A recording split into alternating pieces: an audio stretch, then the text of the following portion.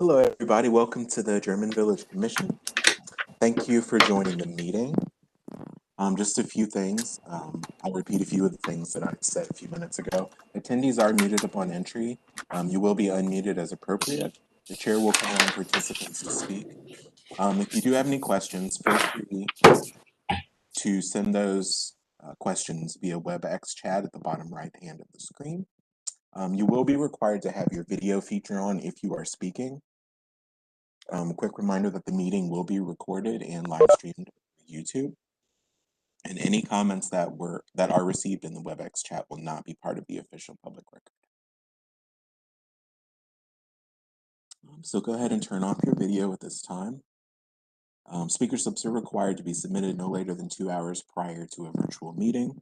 Staff has confirmed speaker slips and received with all speakers prior to the meeting. If you have not already received confirmation, you will not be called upon to speak during the meeting.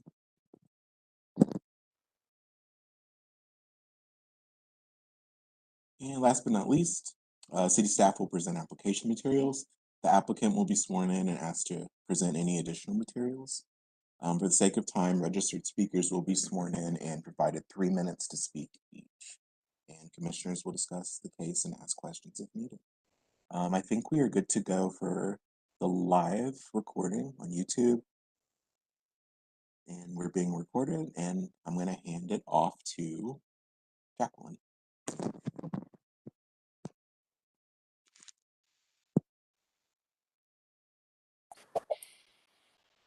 Jacqueline, you ready? Yes. Are we just missing Commissioner Foley? Correct. That's everybody else except for Commissioner Foley, and Commissioner Beal will not make it today. Got it. All right. This is a call to order. This is the German Village Commission hearing for Tuesday, December 1st, 2020. It is 4:02 p.m. here on the internet, WebEx. The next commission monthly business meeting will be at 12 noon, Tuesday, December 22nd. That'll be a virtual hearing via WebEx. The next commission hearing will be 4 p.m. Tuesday, January 5th, first of the new year. Jack can make a note on the meeting minutes 2021 on that one. And that will be held by the WebEx. And we will move to the swearing in of staff. Staff, please raise your right hand. You swear to tell the truth, the whole truth, and nothing but the truth. I do. Jacqueline Lehman, Assistant Historic Preservation Officer. Thank you, Jacqueline. We'll move on to the introduction of commissioners present. Commissioner Panzer. I'm here. Commissioner Durst. Present. Commissioner Ferriel. I'm here. Hello. Commissioner McCoy. Present. Commissioner Hartke, Chair. Commissioner Foley has not yet arrived, and Commissioner Thiel will not be making the meeting tonight. We'll move on to the approval of minutes from December 10th, 2020.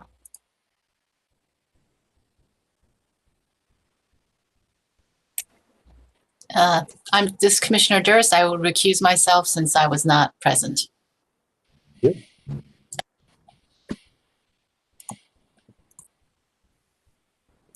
Is there a motion to approve the minutes? So moved. Second. Mr. Panzer. Second by Ferriel. Thank you very much. Any questions on the motion? All those in favor will take the vote. Commissioner Panzer. Aye. Commissioner Durst is recusing. Commissioner Ferriel. Aye. Commissioner McCoy. Aye. And the chair votes aye as well. Ayes have it. Motion passes. We'll move on to item for public forum. Jacqueline? We do have 2 speaker slips today. I don't know if it's attributed to public forum. We'll call those when we get to the application form. Okay. No other items of public forum? No other items of public forum. Thank you. We'll move on to the approval of the staff approvals.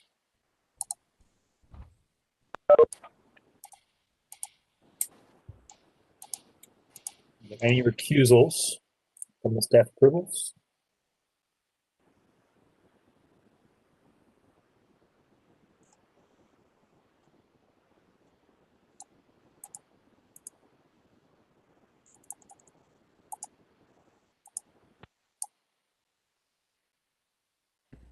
If there are no recusals, is there a motion on the staff approvals? Mr. Chairman, this is Commissioner Ferriel, so I move to ratify the staff approvals. Is there a second? I'll second. I hate to do this. This is Panzer. I've got to recuse myself. I think from 234 East Lear Street, GV 20-12-014.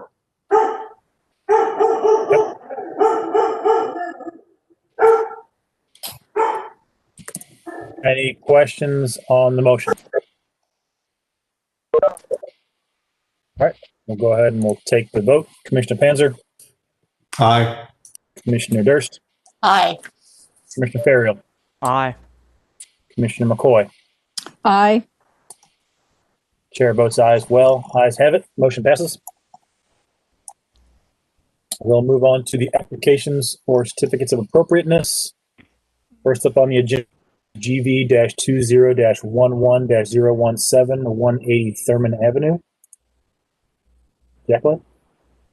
Actually, we have the applicant here today.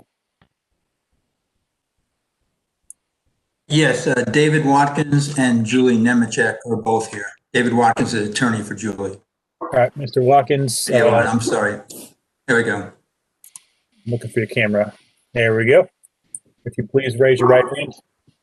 You swear to tell the truth, the whole truth, nothing but the truth. I do. And please state your name for the record. David Watkins. Thank you very much. Jacqueline. Oh, and then did we have the owner here? Who was the owner also planning to speak? Yes. All right. Is Nemchek here? She was. She's on the list a minute ago. Yes, I'm here. Okay. Hey, Julie. There he is. Ms. Nemchek, please raise your right hand. Do you swear to tell the truth, the whole truth, nothing but the truth? I do. And please state your name for the record. Julie Nemechek. Thank you very much. All right, Jacqueline. Okay, so this application is to retain the existing paint. The application is in response to a code violation. The masonry house was previously painted and received approval to paint match the existing color scheme. The prior color scheme was blue-gray. For the photos and the materials, the house and garage have now been painted a darker blue, and the owner would like to retain the now existing darker blue. So staff analysis, the masonry house was previously painted, and the now existing color is similar to several other homes present within German Village. We have some photos down below for the application materials. So the GVC guidelines have 3 recommendations regarding exterior color, which we find it is adhered to by the new painting. The one is the original paint colors for a building should be researched as a starting point for color selection. But this house was not historically painted, so no historic paint color was available. And generally, we don't recommend new painting to match a brick color. Most historic schemes, so the second point, most historic color schemes are fairly simple. The older cottages, for example, usually had a single trim color key to either the body color on the frame building or to the natural brick color on a brick building. So this house was previously painted a blue-gray with the lintels and sills and trims painted white. So the new painting color scheme does retain that 2-color recommendation, and it does retain the previous white accent color, but uses a darker blue for the formerly blue-gray painted brick. And the third recommendation for exterior paint colors in the guidelines is that in general, you should avoid painting surfaces that have never been painted. For example, stone lintels and sills that are so common in the village. However, this house has been previously painted and has been painted for about several decades prior to the owner's ownership of the house. So staff does recommend approval based on those guidelines and find it generally consistent with the standards for alteration. Thank you, Jacqueline. Applicant, do you have anything else to add? Yes, this is Dave Watkins. I'm with the law firm and I represent Julie Nemechek. I just want to give you a brief overview of what's happened, I guess, procedurally in this case so far from our side. I was retained because there was a violation order issued, which order has been appealed to the Board of Commission Appeals. So that has already been done. The argument that we were making in the appeal is that the color scheme is consistent with the original certificate of appropriation. I mean, of appropriateness. We filed the appeal, and then I had some conversations with Jacqueline and with James Goodman regarding this case. And Mr. Goodman indicated to me that he thought that the German Village Commission would approve a new certificate of appropriateness if we just submitted one to keep the existing colors. And he told me that the staff would support it. That they have. And additionally, I was told that if this commission votes this down, that that he will support my appeal of this decision. We already have one appeal pending, and so that's procedurally where we stand. But I'll turn it over now to Julie to give further detail. Thank you, David. I'm Julie Nemechek, and I own 180 Thurman. And listening to the video from last month's meeting, it sounds like what the commission is looking for is my take on exactly what happened when I painted my home. So I'll try to alleviate any concerns that were brought up. When I bought this house back in June of this year, it was in horrible condition. I mean, the exterior was very bad, particularly the paint. It was rotten. The wood trim was rotten in a number of spots. And I don't think the house had been painted in multiple decades. The paint, I mean, frankly, was probably way beyond shelf life, and it had just gone bad. So I prioritized painting the house. Yes, it was an expensive endeavor, but that was just something that I wanted to get done because it's a true eyesore, in my opinion. The initial paint, when I bought the house. Originally, I wanted to paint the house white and black. So I submitted my COA application with those specs. And when I got the approved COA back, indicating the house had to be painted to match the existing color scheme, I went with blue because the house was blue when I bought it. And the blue that I picked is within the blue color scheme. So I never imagined that I would have any issues or problems with this.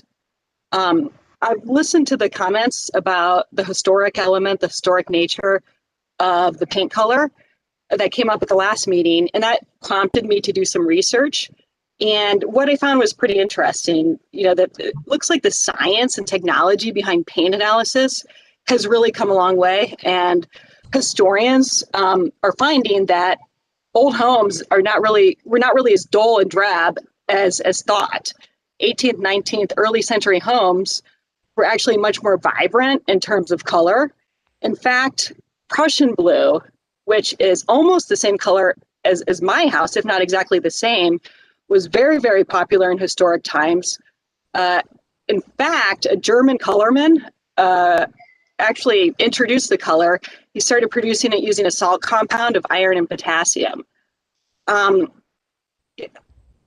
don't know how much equity matters here to you guys in the decision-making process, but frankly, I have to tell you how I say this like I see it. This has been an extremely stressful process for me. I've lost sleep over it. It's sucked up a lot of time, everybody's time and resources. It's been expensive for me. It's just been stressful. I think, if we're looking for additional support, you can even look in your bylaws, because I took a look at those, and two of the stated purposes of this commission are to promote the economic well-being of the community and prevent deterioration of the neighborhood. So, I know everybody may not love my paint color, but I think what I've done in terms of, painting the house is consistent with these purposes of the commission. Since I bought the house, since I moved in just a few short months, the value's increased. It's in much better condition. I'm not done yet. There's still some rotten wood in the front. That's my next application. But, I don't want to, toot my own horn or anything like that. That's not my point. But I can't tell you how many tourists have stopped by. And even professional photographers, home photographers, told me they love the house. They love the color. They've asked if they can take pictures. It's gotten an overwhelmingly good response on Instagram. So I don't see how I've done something bad. I believe that I followed all the rules, the procedures. I hope that the commission will take this into consideration and everybody can move on. Thank you.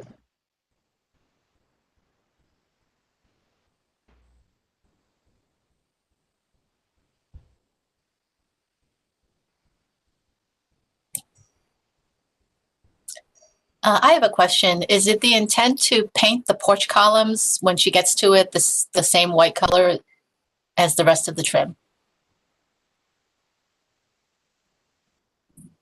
Julie? Okay. Yes, and the porch columns in the front they're actually rotten as well. If you look closely. So of course, to complete that work. But after I got the citation, I just, I have an application that's in for that right now. So this is Commissioner Ferriel.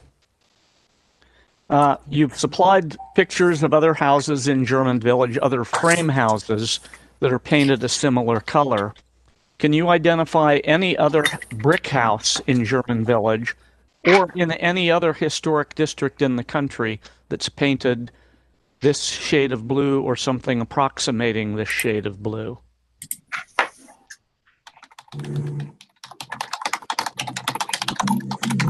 This is Dave Watkins. I mean, I don't know if Julie has. I mean, I think that's irrelevant at this point in time. I think it's what's important is that the color is consistent with the color scheme originally, and it's also consistent with color that's in the German Village community. And the distinction is such a fine distinction that I think that on any appeal, I would imagine that would not be a very strong basis to deny the certificate of appropriateness. So to me, the distinction between a frame house and a brick house is a significant distinction. And so I'm curious if there's any other example in German Village or any other historic district in the country that regulates paint colors, particularly that regulates painting and paint colors of brick houses that has a similar shade of blue on a brick house. I gather the answer is no. Otherwise, you wouldn't have said my distinction is insignificant. Well, I don't know that. I mean, as far as I know, Julie, do you know of anything? I mean, I can hire an expert. I can pay an expert $10,000 to research this and provide an expert opinion letter, but I don't know off the top of my head. I'm not on a witch hunt for other blue houses. So I gather the answer is no. It's not no, it's we don't know. So Right. My question was whether you knew, and your answer is you don't know. That's correct.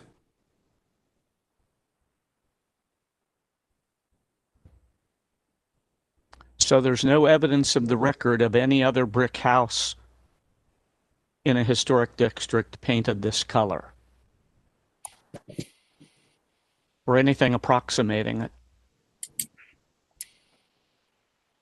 Commissioner Panzer, do you have a question or comment? Well, I have a comment, a couple of comments. One is, like Commissioner Ferriel, I'm unaware of any brick structures either in our historic district or in other historic districts within Columbus. I'm not going to go so far as to say that they don't exist elsewhere, but certainly nothing that has come across our desk in the last more than a decade. First of all, I take exception with the statement that the color scheme as presented is consistent with the original certificate of appropriateness. The original certificate of appropriateness indicated that the colors were that the paint was supposed to be the same color. It was supposed to be repainted in the same color as the existing. The colors are not what was there at all. It was one a blue and the other was a white. I'll give you that, but that's not what it said. It said to match the existing, which these do not. Secondly, approval of this color paint on a brick structure would be inconsistent with any colors previous or with anything previously approved for brick structures within this historic district. In a couple of cases, we have approved frame structures, but we have always went down the path of muted colors for brick structures, and that's been consistent for well over a decade. Those were my points.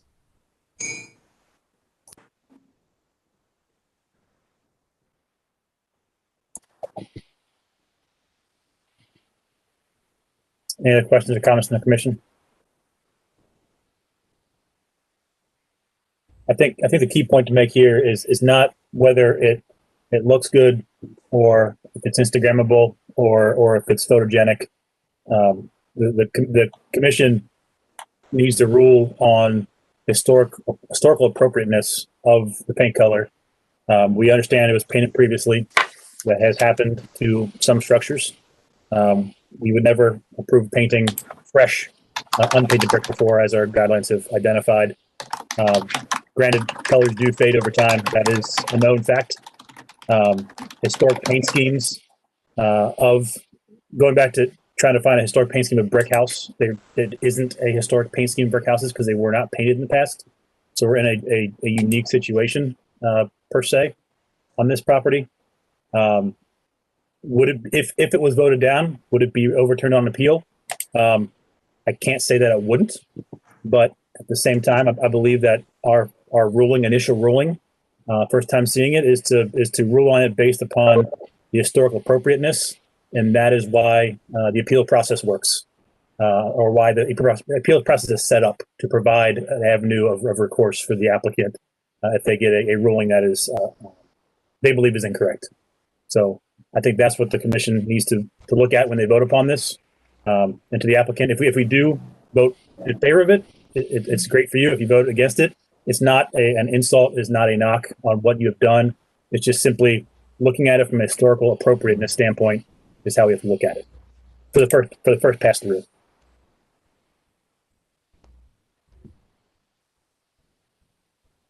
So if there are no other questions or comments, do we have a motion on a vote for the application as submitted?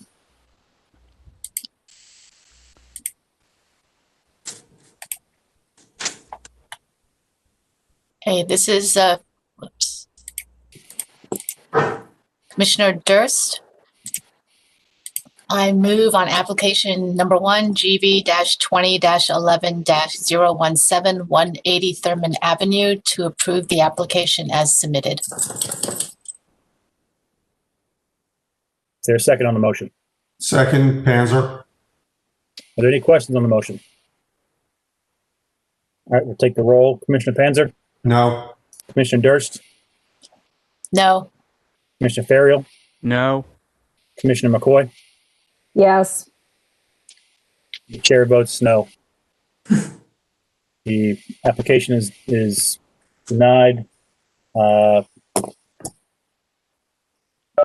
second, we got to go through the procedural efforts to quote the parts of guidelines and code.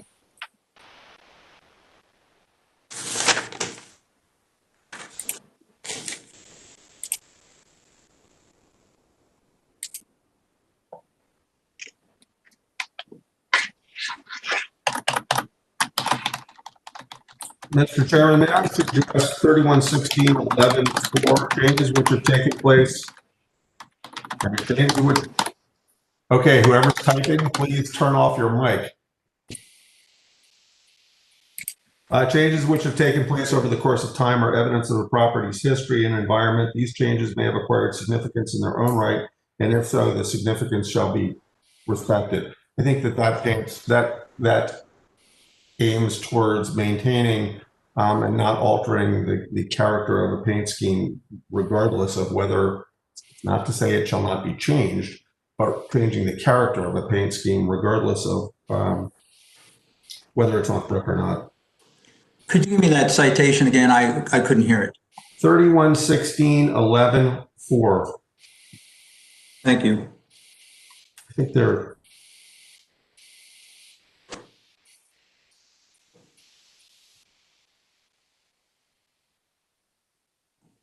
Mr. Chairman, I would also put forth 3116.11 6. Deteriorated architectural features shall be repaired rather than replaced where possible. If replacement is necessary, new material shall match the material being replaced in composition, design, color, texture, and other visual qualities. Repair replacement of missing architectural features should be based on accurate duplications of features substantiated by historic, physical, or pictorial evidence rather than on conjectural designs with availability of different architectural elements from other structures. Mr. Chairman, also section 3116.11, subsection 12, in passing on the appropriateness, the Commission is directed to consider the architectural characteristics typical of structures in the district or listed property, the historic and architectural value and significance, architectural style, general design, arrangement, textural, material, and color of the architectural features involved and its relation to the architectural features of other contributing properties in the immediate neighborhood. Okay. I think those three cover it. And for the applicant, I'm sure, as you've mentioned, you're aware of the avenues of recourse following this for your methods of appeal. Is there any more information that you would require?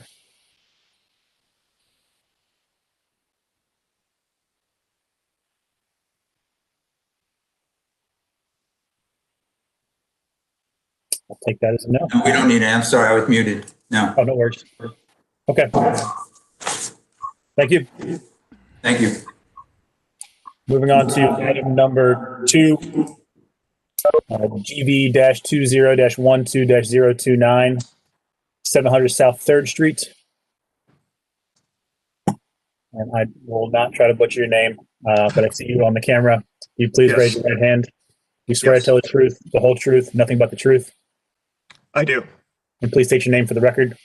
It's Ted Muselowitz with Garmin Miller Architects. Thank you very much. Jacqueline? Okay, so this application is to remove the existing chain link fence along the east edge of St. Mary's School property, fronting Lozelle Street. The applicant would like to install an iron fence to match the adjacent existing decorative fencing per the submitted materials. So the new fence was donated, and the applicant found that the contractor had gone ahead and installed the fence without them knowing. So the applicant did notify staff as soon as they noticed that. And in response to the request from the November business meeting, the applicant has submitted additional photos of the newly installed fence and the now existing condition. And the applicant has also highlighted the photo indicating the previously existing fence that the new fence is to match. So the applicant notes that the previously existing iron fence appears in the highlighted photo shows to be leaning as it was poorly installed initially and may have been hit, but the installation was corrected during the installation of the new fence sections. So staff does recommend approval of the application as submitted, and this is under standards for site improvements, specifically letter B. All right. Does the applicant have anything else to add? I don't, other than my apologies for the fence being installed prior to this hearing. I think the contractor was there doing interior work inside the school and had this material laying there and just took it upon themselves to install it. So I apologize for that. Any questions, comments from the commission?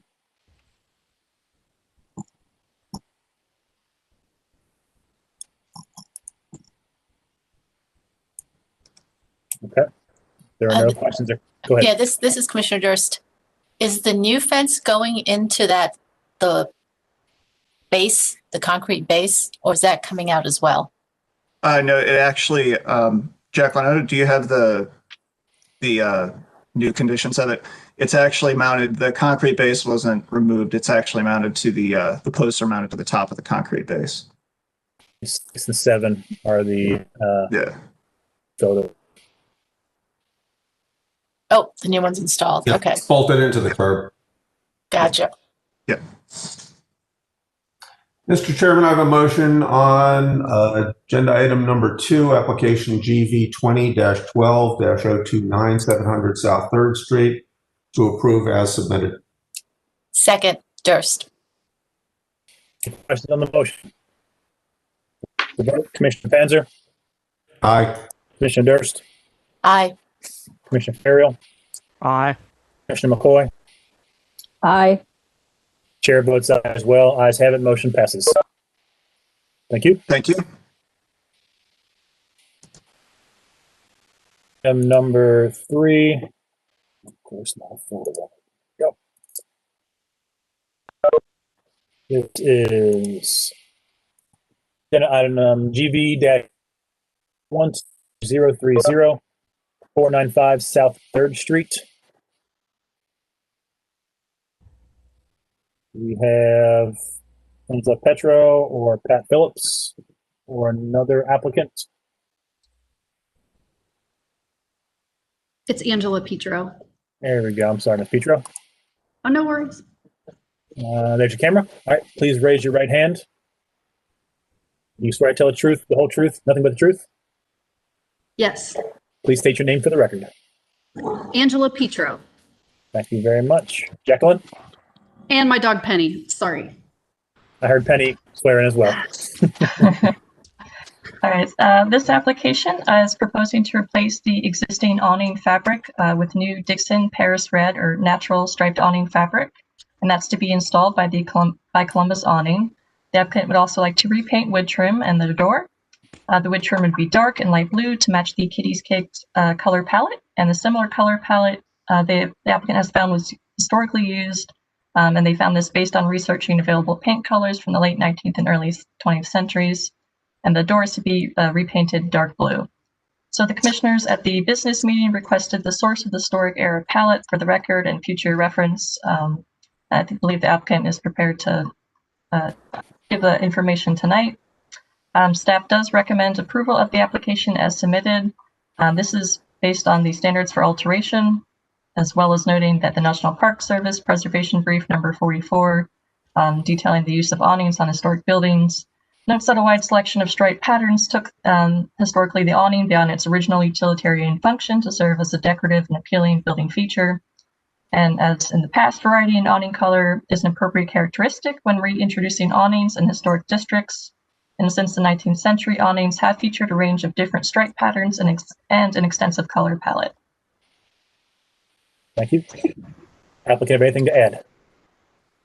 One thing, our door is not currently dark blue, and I'm not sure if we said that in our application. It's actually the same color black as the rest of the trim. Okay. And Jacqueline mentioned the first photo shows the door for reference. Jacqueline mentioned you may have the reference for the awning selection, historic reference. True. Oh, sorry. Was that question to me? Yes, I'm sorry. I don't have any historic reference on the awning. No, we just noticed that older awnings tended to be red and white striped no matter what the business was, and it felt like it worked for this location. Our research was more around the paint colors. Okay, thank you. Just want to make sure we had that clarified. Yeah. Questions, comments from the commission? I just wanted to make one thing, just kind of clarify one thing because it's not shown specifically in the renderings, and that is that the shape of the awning, the shape of the framework, the open-endedness of the awning, and the straight drape of the front edge is going to be the same as currently exists. We don't allow closed-end awnings for the historic reasons. The other thing I would say is that there are two incredibly prominent colors of awning that existed throughout Columbus in the 19th and early 20th century, maybe even before, and that is the red and white stripe and a green and white stripe. Those were by far the two most common. Jay, clarification on your comment about the straight edge. Are you referencing the straight edge across the front of the scallops? Well, the scallops are. It's fine as long as it's hanging, as long as it's a hanging front, as the existing is, and not part of a framed in side. That's really what the concern is. Our intent is to use the existing frame and simply have them re-drape the fabric over the frame as is currently installed. That's what we thought. And the application does show the repainting of the door to be, for the trim to be dark and light blue, and the door repainted dark blue, correct? Yes, but that's where our door is actually currently the same color, I guess, light black that the rest of the trim is. So I'm not sure if that was our mistake in the application, but we would still like to paint it that blue color that you would see on our rendering. Gotcha. I just want to make sure we had that clarified. Yes. Mr. Chairman, I have a motion, if I may. Agenda item number 3, application DV 12-030, 495 South 3rd Street, to approve as submitted. Second. All right, Commissioner Panzer the first, Commissioner Durst had the second. Are there any questions on the motion? All right, take the vote. Commissioner Panzer. Aye. Commissioner Durst. Aye. Commissioner Ferriel. Aye. Commissioner McCoy. Aye. And the chair votes aye as well. Ayes have it, motion passes. Great. Thank you. Thank you very much. Moving on to item number 4. It's GV-20-12-031, 186 East Whittier Street. Looking for Ellen or William Muncie. This is Ellen Muncie. All right, I hear your voice. Looking for a camera. I got knocked offline on the web, and then I couldn't get back on, so then I dialed in, but I will try to go back with the camera. Okay. Do you need a few minutes to do that, or? I can, I'm going to try to join the meeting. Okay.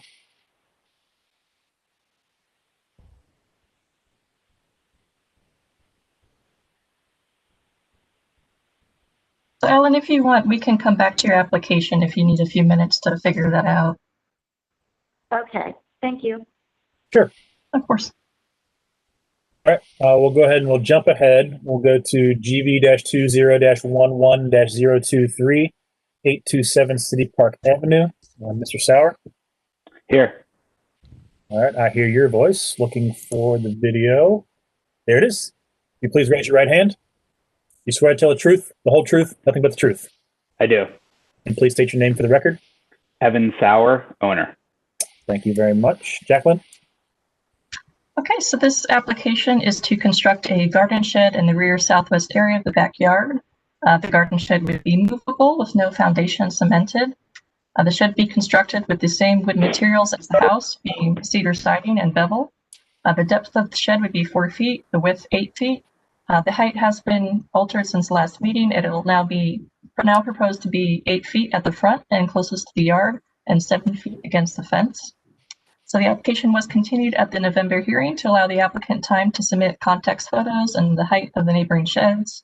The applicant has submitted some additional photos and noted that the neighboring brown shed is 7 feet at the lowest and 8 feet maximum in height. So staff does recommend approval as revised, with any clarifications to be submitted to staff for review and approval prior to the issuance of a certificate. And that is based on the German Village Guidelines, new buildings, garages, and outbuildings.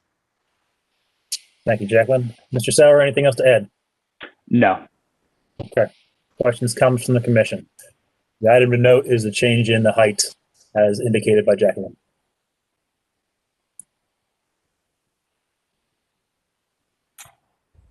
Mr. Chairman, I have a motion on agenda item number 5, GV 20-11-023, 827 City Park Avenue, to approve as submitted. Second. All right, we had a first from Panzer and a second from Commissioner Ferriel. Any questions on the motion? No. Take the vote. Commissioner Panzer? Aye. Commissioner Durst? Aye. Commissioner Ferriel? Aye. Commissioner McCoy? Aye. Chair votes aye as well. Ayes have it. Motion passes. Thank you, Mr. Sauer. Thank you.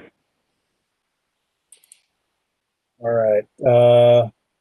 Ms. Muncie, did you make it on yet?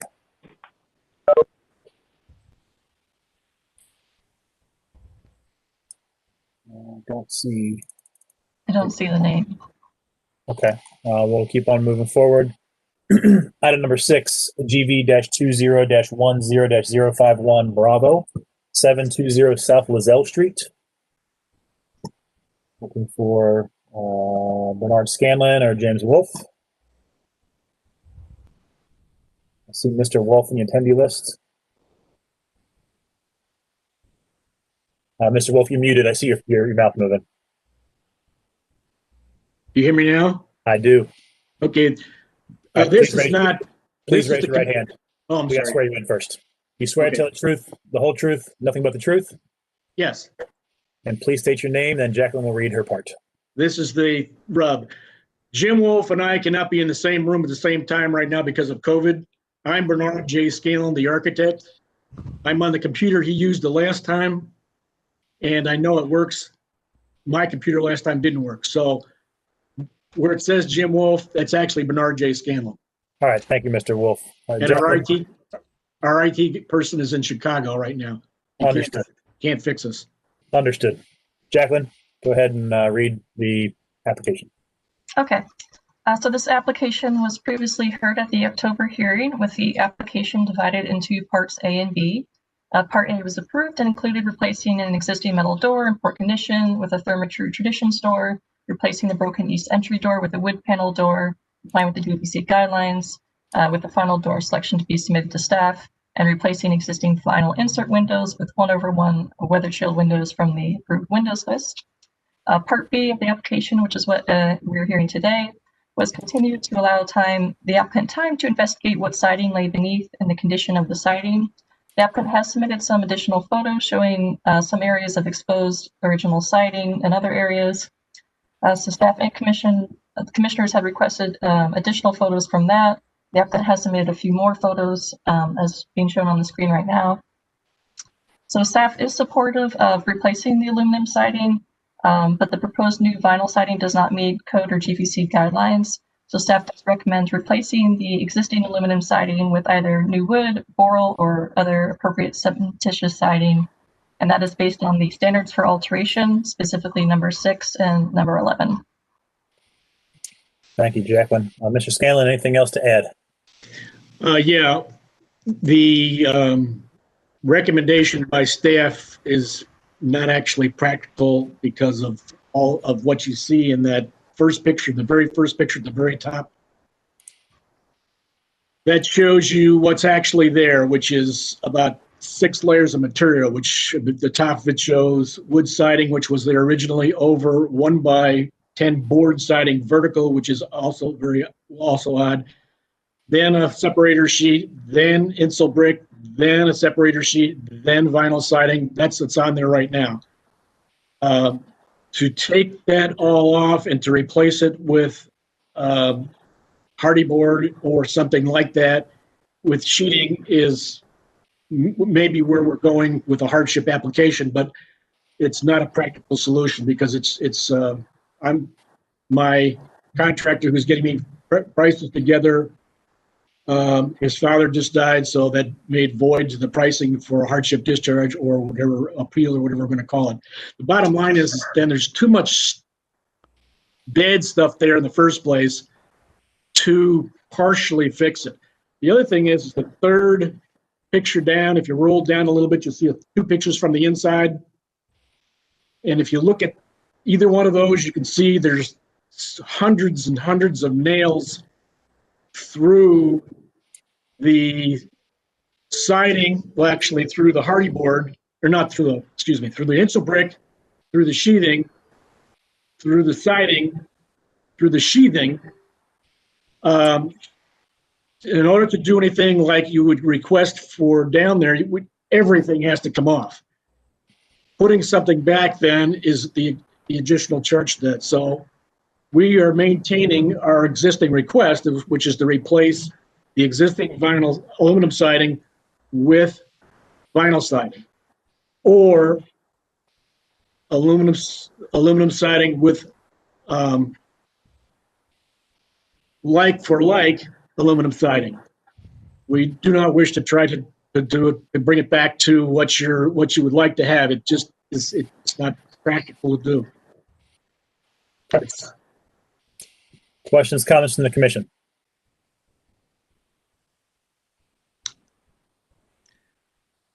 If we tried to go back to the original wood siding, there's so many holes through that, it has to come completely off also. There's so many holes in the sheathing that you see in front of you that would have to completely come off also. So that all has to come off to put anything else back on, except for a like-for-like replacement. The studding on that is very strange, where they're not spaced evenly. So to put a sheet material back on, like a 4x8 plywood, would not be doable either because of the way it was built. It's a very strange constructed building. If just above the picture there's horizontal about 4 to 6 feet off the ground. You can't see it in that picture. You can see it in the other picture, I think. The one above it. Page 2. Yeah, you see the horizontal. He must have had a pile of lumber that he didn't know what to do with. So what he did is he put in all the short pieces were all the same length. About 4 feet up, he put a horizontal piece. And then above that, he did balloon framing construction going all the way to the next bearing point. Consequently, to lay standard material on that, you can't do that either. The only thing we could go back for sheathing wise, if we tore everything off, we could put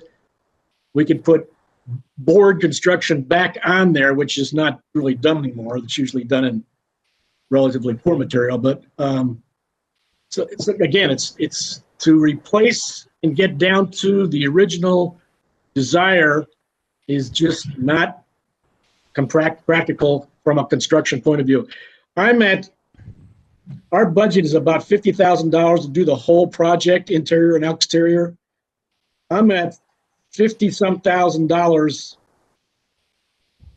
and then our estimate got interrupted for just tearing things off and putting hardy board back, and that wasn't complete because it didn't have everything completely torn off. So it's cost-wise, it's just not even close to being acceptable, able to be done. And I'll make the comment just for your reference. Typically, hardships are heard upon appeal. Right. I'm not saying it's not a valid comment, just Right. that we look at the application based on its merits against historic appropriateness first time through, Right. and then we'll take hardship in on appeal. Just letting you know that that's the case. Understood. So for the commission, any questions, comments? Just to continue that thought for a second, Anthony, I do have a couple other comments, but the standards for hardship are outlined in code, so that if in fact you did wind up appealing for that, please make sure to look at that section of the code and what's required for that. Right, we're ready to do that. Clearly, the ideal way to deal with this is to take it all the way back down to the original sheathing, and then to put new siding matching the original siding on the original sheathing. To the degree that some of the original board sheathing needs to be replaced, that's fine. That can be done. That can be done too, regardless of the spacing of joists and regardless of how that framing was done. The lesser standard, and I don't know necessarily why we would move away from that requirement, but the lesser standard is to get down to whatever the flat surface is, and you'd have to do that for vinyl siding, for aluminum siding, or any other siding that you're going to put on. You need to get to a flat surface that you're going to connect to, and if it's a matter of putting nailers on that get it level on the outside of the insul brick, and redoing all of the detailing, that is another way of doing it. And in fact, you'd have to do that in order to put any siding on it. That being said, this commission has not approved vinyl siding or aluminum siding, with the exception of partial replacement. The only time in my recollection that we've done it is there was a case where there was hail damage on I believe it was one facade of a building, and we approved completing that building. Basically, it was a repair in kind, but even replacement in kind does not hold for aluminum or vinyl siding per the changes in the guidelines from 2005. So I'm not really much of anywhere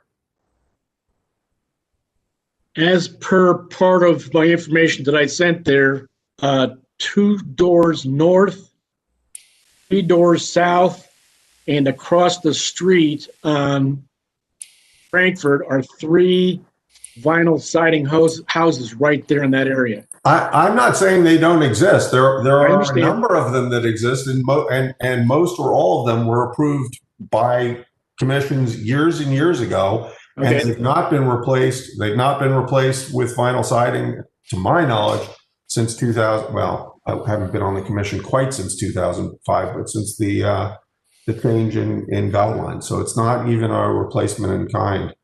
And the vinyl, I mean, the vinyl on this house would predate the commission anyway, unless you can show a certificate of appropriateness for it. No, it predates the commission, I'm sure. Yeah. It's been there 30, 40 years. Commissioner Durst, any thoughts from a historic preservation specialist aspect?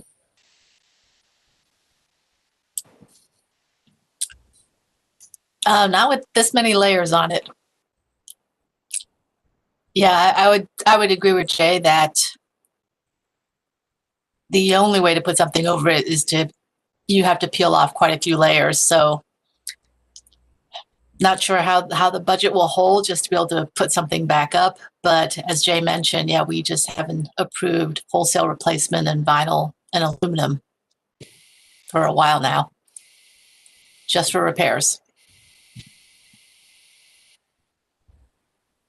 So, Mr. Scanlon, we can take a vote on the application as is, up or down, or if you want to continue, we continue. A couple options at your disposal. How would you like us to proceed? Well, I can't present anything more than what we've shown. So you're going to have to vote on what's in front of you, and the next step is going to be appeal. Okay, we can do that. One comment though is that it's my understanding that they're going to take the aluminum off and put vinyl back over the top of that and leave all the rest of that junk, crap, whatever term we want to use. It's not, I agree that it's not the perfect solution, but it's a cost-effective solution in this particular case. Understood. So if you turn it down, we'll come back on appeal, and I understand that. Okay. All right, is there a motion? Mr. Chairman, on agenda item number 6, I have a motion GV 20-10-051B 720 South Lozelle to approve the application as submitted. Second, Durst. Any questions on the motion? We'll take the vote. Commissioner Panzer? No. Commissioner Durst? Nay. Commissioner Ferriel? No. Commissioner McCoy? No. Chair votes no as well. Motion denied. We need to do the procedural quoting of the code.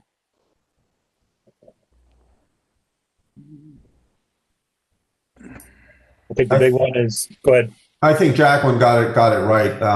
Got it exactly right. 3160 and 11 standards for alteration, paragraph 6 and paragraph 11. Yep. And Mr. Scanlon, I believe you know the various methods of appeal. You need more information on that? Yeah, I'm going to get with Jacqueline. I'll get more information on that. Okay. Appreciate your time. Thank you. Thank you. All right. Going back, do we have Ms. Muncy back yet?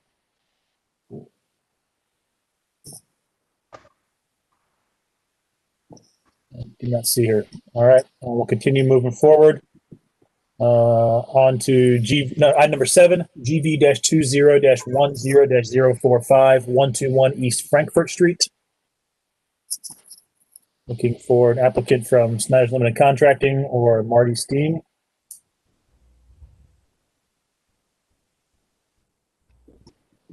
Do we have anybody for 121 East Frankfurt Street?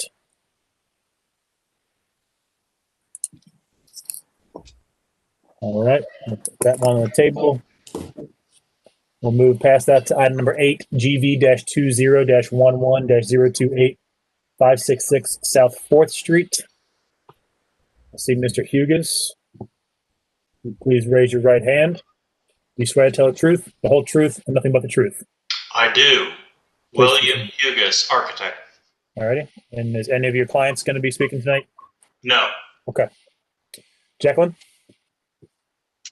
Okay, so this application is proposing to remove the existing 16-panel raised garage doors and replace those with Clopay Coachman Series Design 12 with 4 windows in the top 4 panels with no decorative hardware. The application was continued at the November hearing due to the absence of the applicant. The applicant has updated the application to change the product to a CHI wood veneer clad metal door, matching the appearance of the previously proposed design with 4 windows. The commissioners did request product spec sheets for the CHI proposed door, and I can't remember if we got them, but staff does recommend approving the wood veneer door, the application as revised. Thank you, Jacqueline. Ms. Hugas, anything else to add? No, but I will get you a manufacturer's cut sheet, just so the commissioners know we're still struggling with finding a door that's reasonably priced. The Clopay we originally proposed has a metal face in the field, which is unacceptable, but it's also, it's also $3,000 a door versus CHI, which is completely veneered, wood face, smooth, which is about $7,000 installed. So we're trying to find a medium-priced door. This is a stopgap in case we can't find anything cheaper.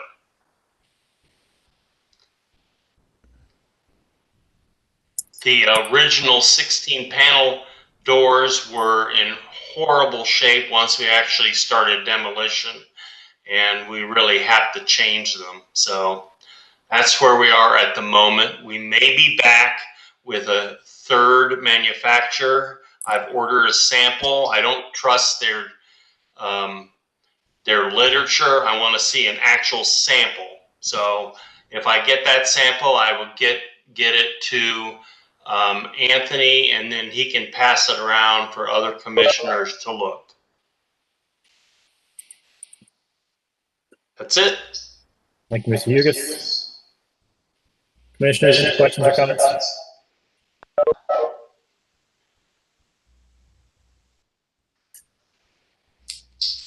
Mr. Chairman. 1 second. Mr. Hugas, we're going to mute you. We're getting some background feedback. Okay, go ahead, Commissioner Panzer. Agenda item number 8, application GV 20-11-028-566 South 4th Street, to approve the application, just to approve it as submitted, just to be clear, to install a CHI wood veneer clad metal insulated garage door with the same appearance as previously submitted, with cut sheets to staff.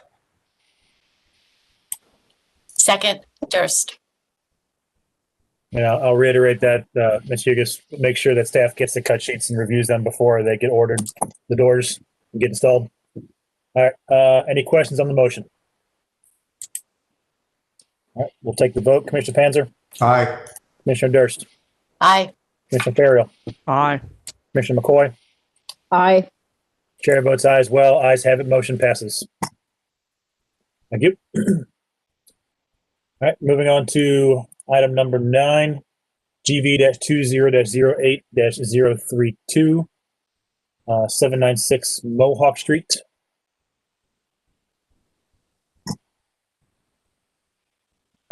We have an applicant here for 796 Mohawk Street.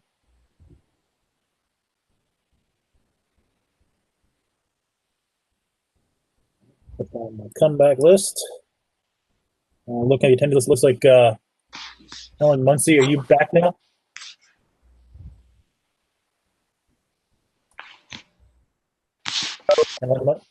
Ellen Muncie?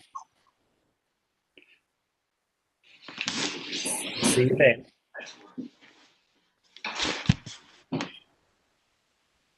Good luck.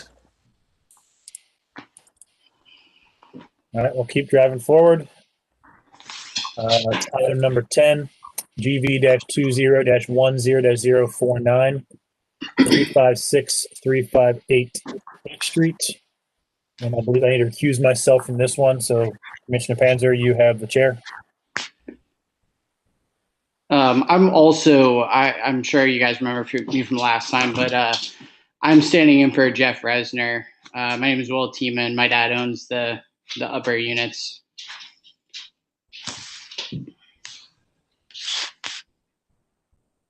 Can you hear me? Sorry, you probably couldn't hear me because my microphone was on. Okay. Would you raise your right hand, please? Yes. Do you swear to tell the truth, all truth, and nothing but? Yes, sir. Your name, please? Will Tiemann. Thank you. Jacqueline?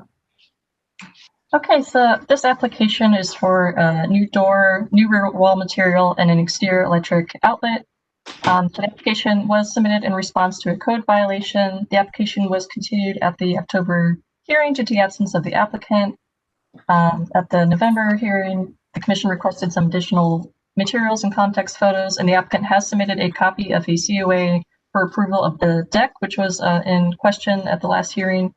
And staff did confirm a building permit was additionally issued for the deck as well. So per the applicant, the windows were installed prior to current applicant ownership in response to some questions about those from the last meeting. No approvals were found for the doors or electric outlet, and staff confirmed no permit was issued for the new doors or electric outlet, with the code violation having been issued for the new doors and outlet for those specific things. The new doors do appear to be vinyl in material, so staff does recommend replacing the doors with wood or smooth fiberglass doors, and that's based on the standards for alteration, specifically number 6. So can I explain? I guess our situation is too. We just learned a few weeks ago that the guy downstairs is going to sell the units, which obviously puts us in a frustrating situation because we obviously are trying to do as much as we can. But obviously he doesn't really have any money, and that's why he's selling it. So it's his application. We talked to him this morning, and he told us that he had permits for the electric stuff. As I said, that's what I know. That's what, he told us. We're just in a frustrating position because we're trying to do everything we can for the court date. And it's hard because he just doesn't seem to care. So we're just trying to get guidance for, I guess, the most part. No, yeah, you're in a tough spot.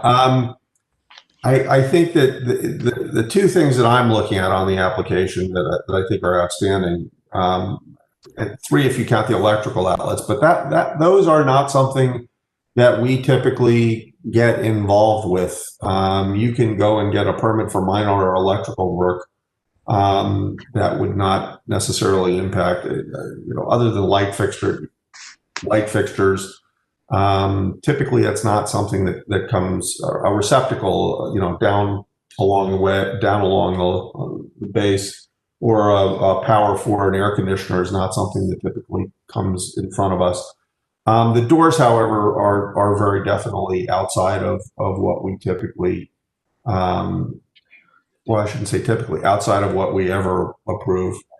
And the other issue is that the house remains unpainted, which is part of the original certificate of appropriateness that was issued, and it's got to get painted.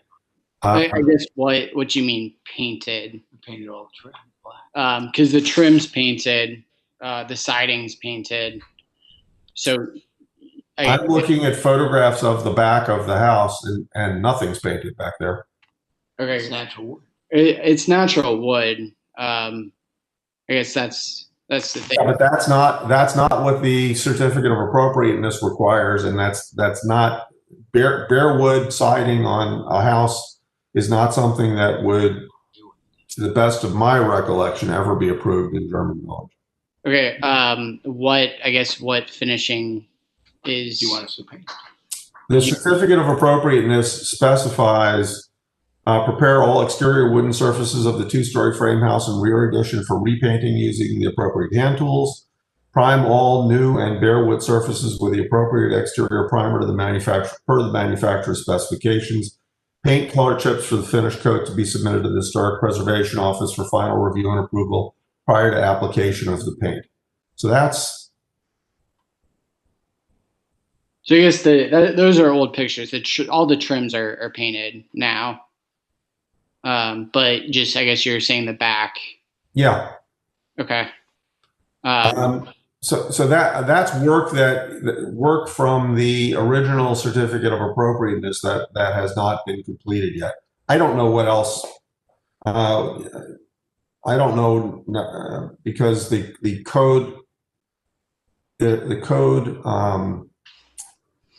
citations are based very specifically on a couple of things that were raised in terms of the doors and the electrical.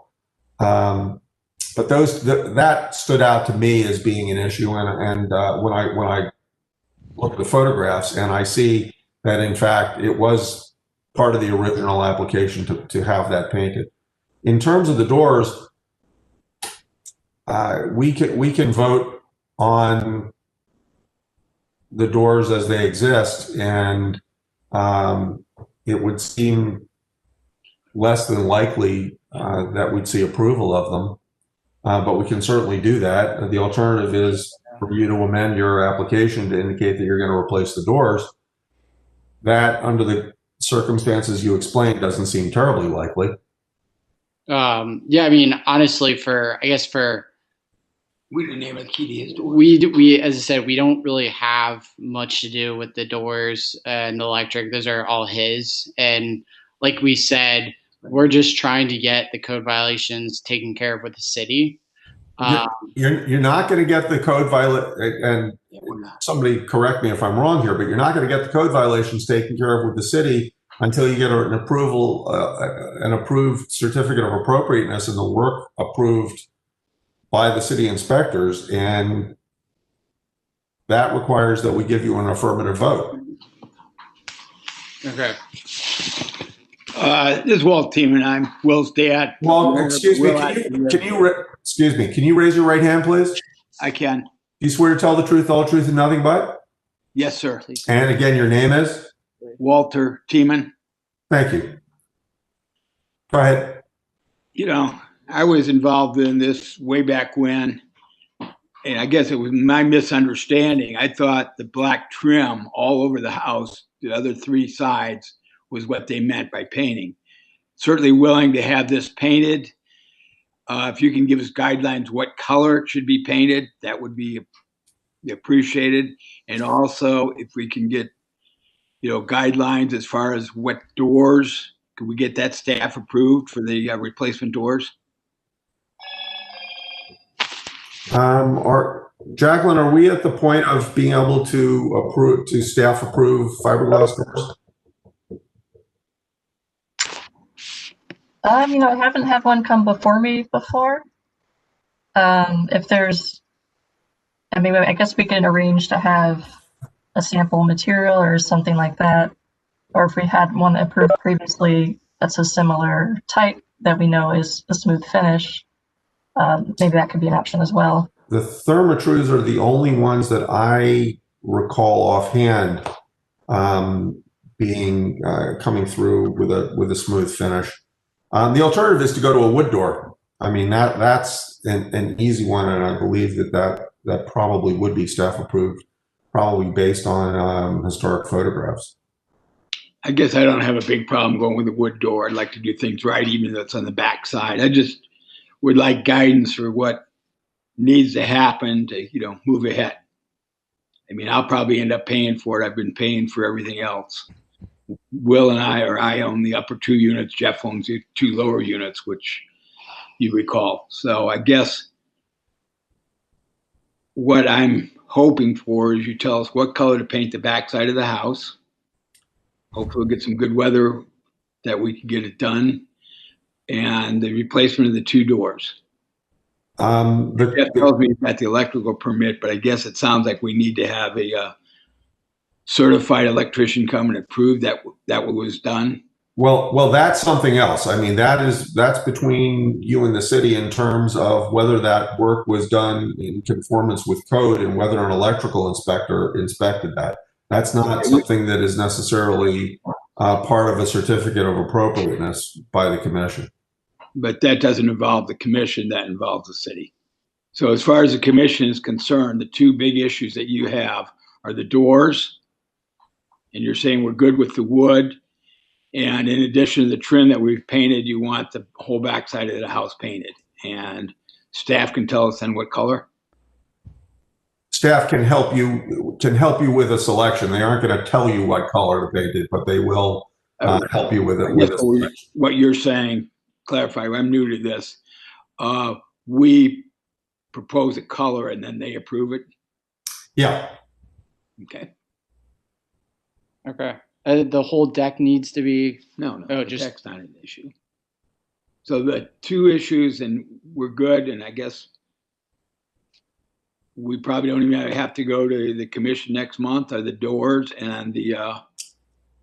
I think if you're going to go with a simple 4-panel wood door, I think that is something that you could wind up getting staff approved pretty easily. Okay. Jacqueline, that's kind of the default on doors is a 4-panel wood door. Yes, that's right. Yeah, it's something we could staff approve. And those are the only two things that are missing right now. I think that's it. Yeah, I believe that those are the things that were, part of the original certificate of appropriateness. And I'm assuming that who provided this COA? We sent the paperwork. The city did. Okay, so I'm sorry. What I'm trying to figure out is, Jacqueline, is this something that came out of our files or something that the applicant provided? The applicant provided the COA. Okay, so the COA dated 425 of 18. Just go through the checklist and make sure that work is done, and then work with Jacqueline on establishing a paint color and doors, and I think that you'll be good to go. It doesn't seem to me, well, I guess the best thing for us to do would be to have a motion approving those 2 things and then to require them both to be submitted to staff for approval. Does that sound right, Jacqueline? It does, yeah. Sounds like a good way to do it. Someone want to make a motion on that? Okay, I move on application number 10 GV-20-10-049, 356 and 358 Beck Street to approve the application as amended by the applicant, stating that they will paint the entire rear wall, the new work, and submit the paint color to staff for approval. And they will replace the 2 doors with 4-panel wood doors, cut sheet and paint colors to be submitted to staff. Second. It's Commissioner Ferriel is a second. Commissioner Durst? All right, sorry, are there any questions on the motion? So the door color also has to be approved? Yes. Okay. Commissioner Durst? Aye. Commissioner McCoy? Aye. Commissioner Ferriel? Aye. Jay Panzer votes aye. Ayes have it. Thank you. Thank you, sir. Thank you. Have a good evening. So. Thank you, Commissioner Panzer. I'll take the wheel. Let's jump back. Helen Muncie, are you back on the call? Ah. I hear your voice. I see your face. Yeah, there she Test. is. All right, let me call the application and then we'll have you swear in. So item number 4, GV-20-12-0311, 186 East Whittier Street. Applicant, please raise your right hand. You swear to tell the truth, the whole truth, and nothing but the truth. I do. And please state your name for the record. Ellen Muncie? Thank you very much. All right, Jacqueline.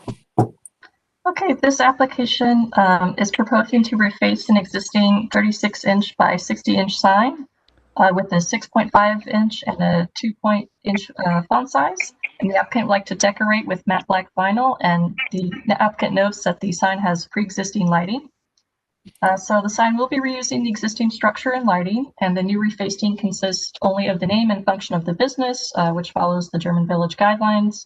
So staff does recommend approval of the application as submitted, and that's based on that the proposed work is consistent with the standards for alteration and the German Village guidelines for graphics and signage. Great. All right, Ms. Muncie, anything else to add? No, sounds great. All righty. Questions, comments from the commission?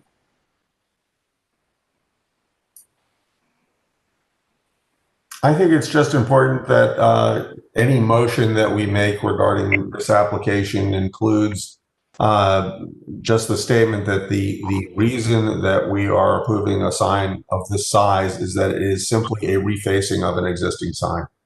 Correct.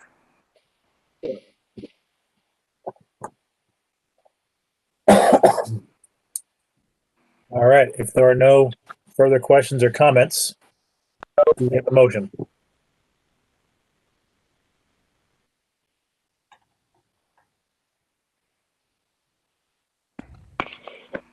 Commissioner, I need to have a motion. All right. Agenda item number 4, GV 20-12-031186 Whittier Street to approve as submitted. Second. All right, we'll give the second to Commissioner Durst. Any questions on the motion? We'll take the vote. Commissioner Panzer. Aye. Commissioner Durst. Aye. Commissioner Ferriel. Aye. Commissioner McCoy. Aye. Chair votes aye as well. Ayes have it. Motion passes. Thank you, Ms. Muncie, for working through the technical issues. Oh, thank you so much. All righty. You have a good day. You too. Bye-bye. All right, we'll go jump back ahead to our current application 11. Do you want to ask about 7 and 9, as long as we're here? Might as well, yes. So do we have an applicant for 121 East Frankfurt Street? 121 East Frankfurt Street. All right. How about 796 Mohawk Street? 796 Mohawk Street. Good try, Commissioner Panzer. Item number 11, GV-20-11-04, 1054 Pearl Street. We have Daniel Newman or Grand Canal Properties LLC. And the applicant for 1054 Pearl Street.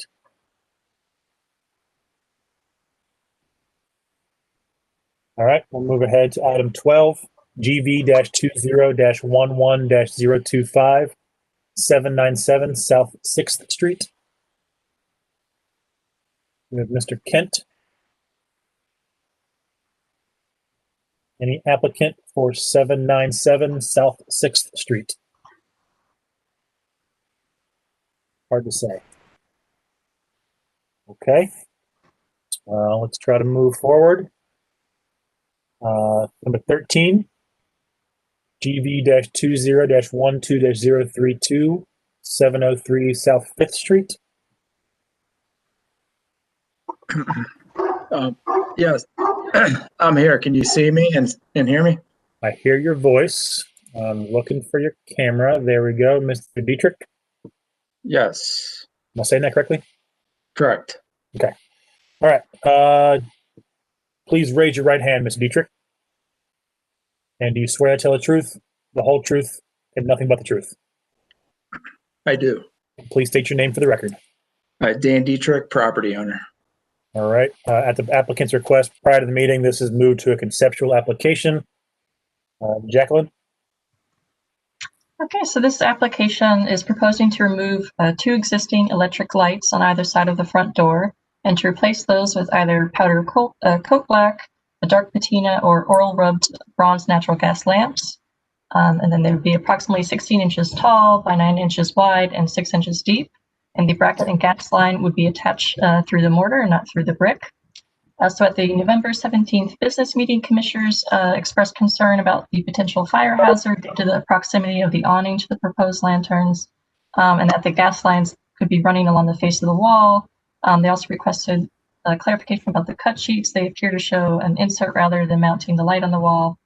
And then the different cut sheets have different installation methods, so the commissioners requested clarification on the proposed installation method.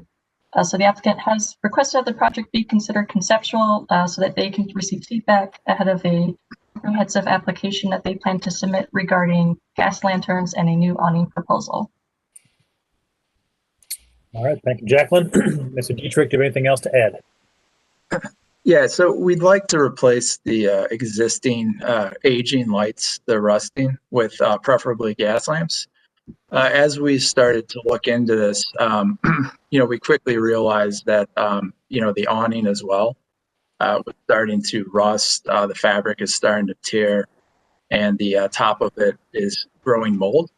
And so I think what we'd like to do is propose a comprehensive lamp plus awning proposal that addresses several concerns. So the first one would be the placement of the gas lamps. They need to meet all specification guidelines in terms of fire hazard. So we want to make sure that's clear.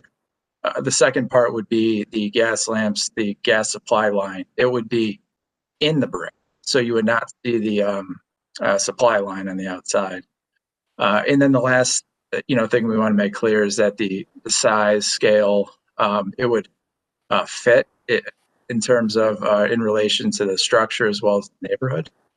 So really what we're looking for is, guidance on both the gas lamps as well as the awning, so we can then put together a more fully baked proposal in the future. All right. Questions, comments from the commission? Thank you. No, seriously, it's you're taking exactly the right approach to this. And I think you're going to wind up with a much better project. I suggest you look through the awning section of the guidelines. We were actually looking at that a little bit earlier. This type of awning with closed sides and kind of a hard frame shape is not something that we typically approve. Generally open-ended awnings with kind of a hanging front edge. In terms of the proximity, I mean, that actually helps you out a little bit with the proximity of gas lights, because the awning itself is not going to be down nearly as low as the existing awning is. That being said, I'm sure that there is a code requirement for the distance that you need to be both vertically and horizontally from an ignition source to an awning material. I don't know what those numbers are, but I can absolutely guarantee that information exists. Yeah, that's correct. American Gas Lamp Supply, Buffalo, they recommend 12 inches on top and 6 inches on both sides from any combustible surface. So we would fully intend to adhere to those guidelines and present them in the future. Yeah, I mean, and it's that easy. And thank you again for doing the research to arrive at that. I think the scale of the fixtures that you've got is just fine. Obviously, you understand that you're going to have piping, both electric and gas pipes that go to these things that are going to have to be done through the inside of the house, and that obviously is going to be something of an imposition. Just as a note, what I just said is kind of really careful. They require both electric and gas. The reason for that is that they have an automatic reignite. In case the flame blows out, they will automatically there's an electric restart that will automatically respark, so you don't have a situation where wind comes by, blows the light out, and you're just spewing gas out into the atmosphere until somebody goes to light a cigarette. And we're talking about how to rebuild your house. But I think the scale of the fixture you got is just right. That's my take on it. And mounting flush against the wall, I think is great. I think you're going to have a little bit of a patching issue. You're going to need a really good mason to patch where the existing lights are coming out. If in fact the existing lights need to come out, because with the redesigned awning, you may find yourself that you're now far enough away from that ignition source that the new lights can go where the old lights were. That just needs to be part of the whole, the whole redesign. Okay. And I would make the comment, looking at the photos, specifically the first photo, if you zoom in on the fixture to the left of the door, it looks like there's an anchor, screw anchor in the wall right above the fixture. And if you look at the right fixture, it looks like there's some brickwork already done, potentially. It looks like there may have been a larger lantern, and there may be, if you pull a fixture off the wall, you may find that there may be a few things there already that you need to have. The electrical back box may or may not be there for the restart power. Who knows? There may have been a gas line, probably not. But if you can kind of align to that, you might be able to minimize some of that brickwork that you got to do. Okay. And a question for the commission: Awning Styles. I guess for the applicant, fabric awnings versus a more sturdy kind of awning. And typically we look for the side of the awnings to be open as opposed to enclosed, which may help or hinder you based upon your circumstances. It may be, without having the enclosed sides, it may be providing a little more vertical space between the ignition source and the awning. If you try to do the enclosed sides, you're going to be down lower. So that may be something to look at. And I don't think we're locked into this shape. So I think the shape of the awning that you want to put back, I think you have some leeway to kind of make some decisions on what you want to put back. Don't feel that you're held to replicate what's there.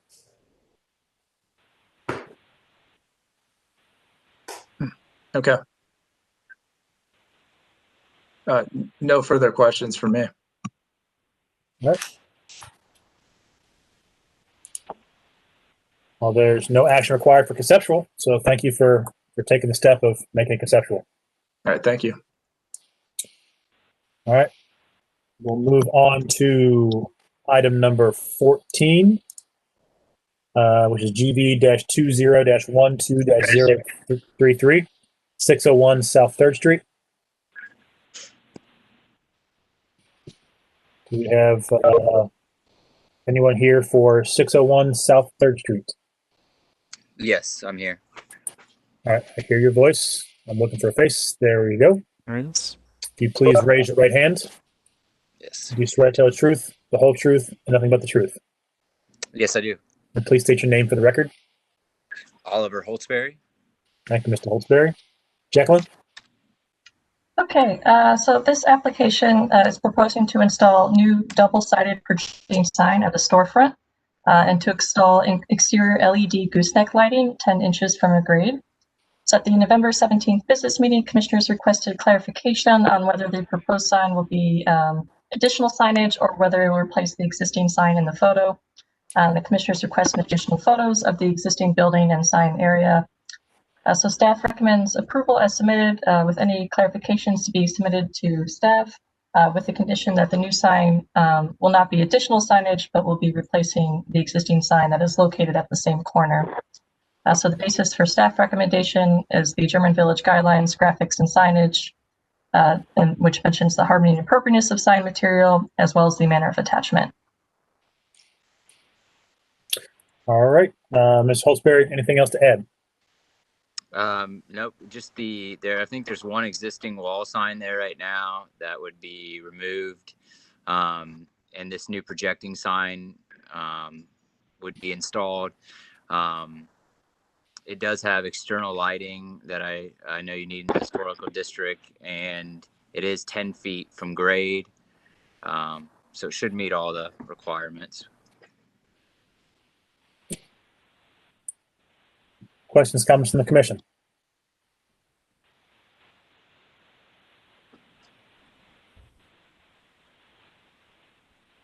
I will make. Go ahead, Mr. Panzer. Mr. Chairman, on agenda item number 14, GV 20-12-033601 South 3rd Street to approve the application as submitted.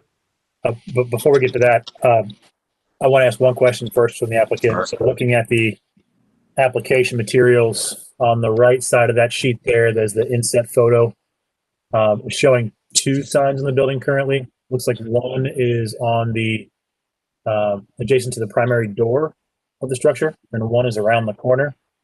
Are both signs being removed, or are you removing one sign? What's the intent there?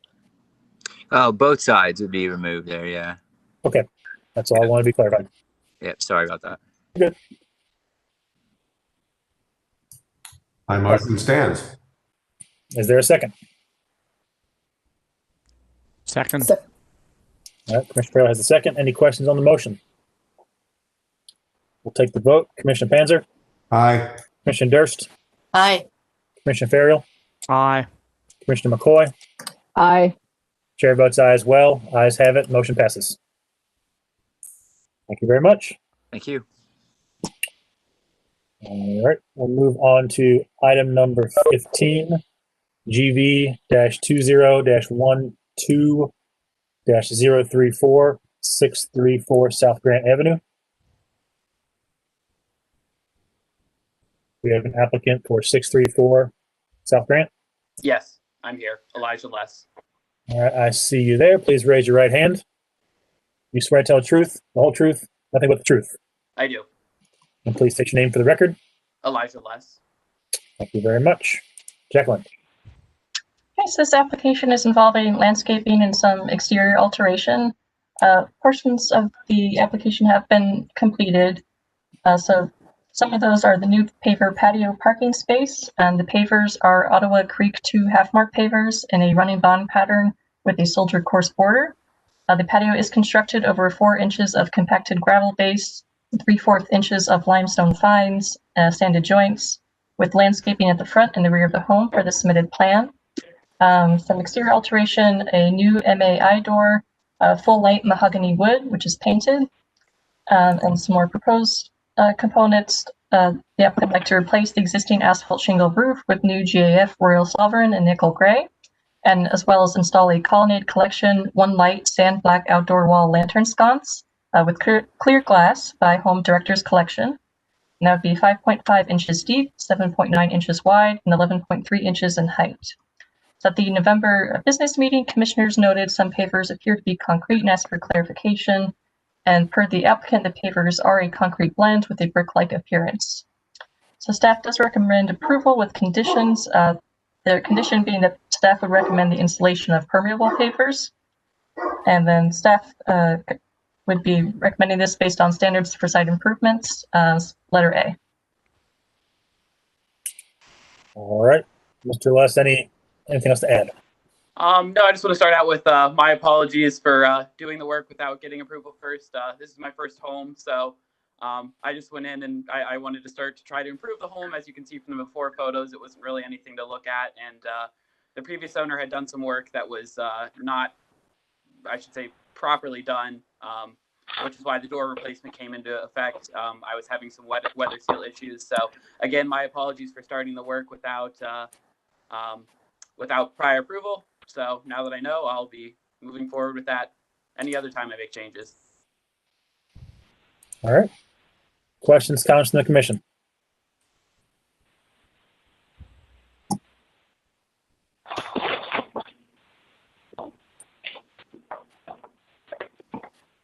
I'm torn about these concrete pavers.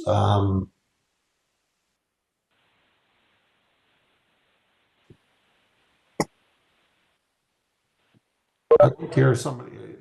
I mean, it's simply that we have not historically approved concrete pavers in a location that is visible from the public way. Backyards fine, but front walkways, front street, sidewalks, parking areas in front of houses. This one has the advantage of being off of, is it technically an alley or is it technically a street? If I might add, it's in the rear of my home, not visible from the street. This is a privately, to my knowledge, based on the easement, a privately held alley between the neighbors of Beck Street and Grant Street. The alley is privately held? Yes, because we are solely responsible for carrying and maintaining the alley. The alley's gravel alley. Yeah. Well, their gravel alley, that is kind of coming as news and also has a bearing on this. And if you look at the maps, it's not a named alley at all. So it's a private alley of some sort.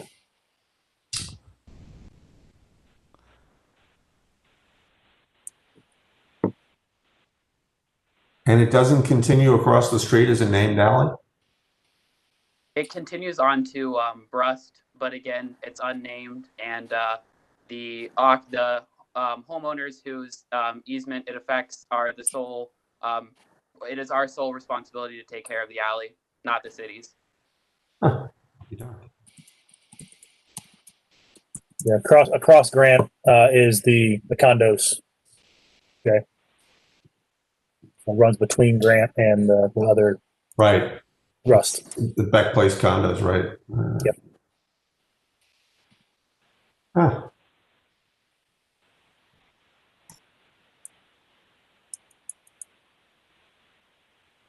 Jacqueline, what's your comment about permeable pavers?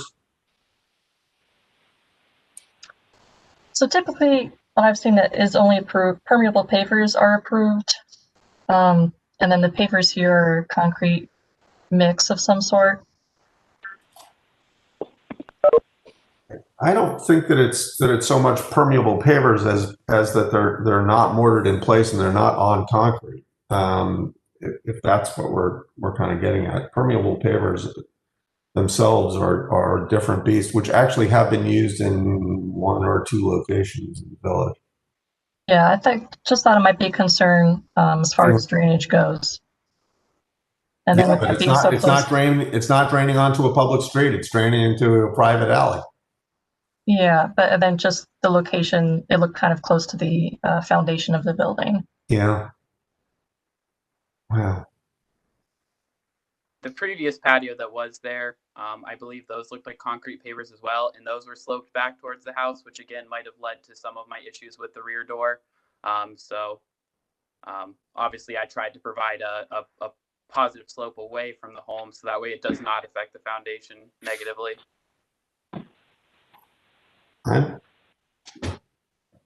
If this is in effect a backyard off of a private driveway, and I'll just call it a driveway rather than a private alley, this is something that we would typically approve, I believe.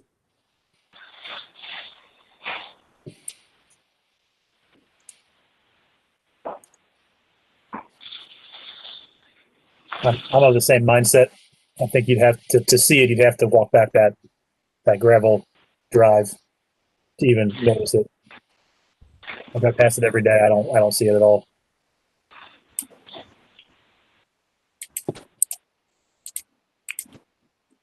Any other application items?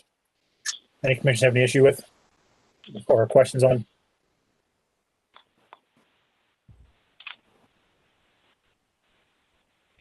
Well, I move on application 15, GV-20-12-034, 634 South Grant Avenue, to approve the application as submitted, since all of the paver work is in the rear off of a private alley driveway and therefore not visible by the public.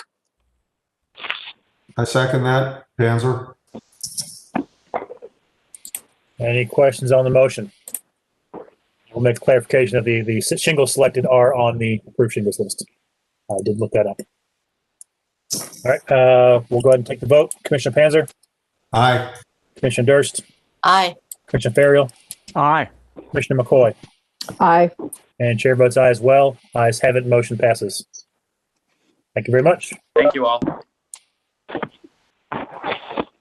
All right, we'll move on to item 16, GV-20-12-035, 914 City Park Avenue. All right, I see your face. Please raise your right hand. Do you swear to tell the truth, the whole truth, and nothing but the truth? I do. And please state your name for the record. Ashley Kabatko. Thank you very much. Jacqueline? Okay, so this application is proposing to install a Scandinavian cedar barrel sauna to the rear northwest corner of the existing patio. The sauna would be movable with no foundation cemented. It would be constructed out of Canadian red cedar with a depth of 71 inches and a maximum height of 75 inches. So in response to Commissioner comments from the November 17th business meeting, the applicant has confirmed that the existing fire pit was approved around 2015. And also the sauna will be similar in scale and materials to the adjacent wood fence. So I haven't come across a sauna before, but it does seem somewhat similar to in scale to a shed or a pergola. And the materials are similar to the wood fence and similar in scale to the fence that is there as well. So I'd say staff recommends approval as submitted with any clarifications to be submitted to staff. And the basis for that recommendation is the standard for site improvements for letters A, and also standards for alteration, number 9. All right. Applicant have anything else to add? No, I don't. Okay. Questions, comments from the commission?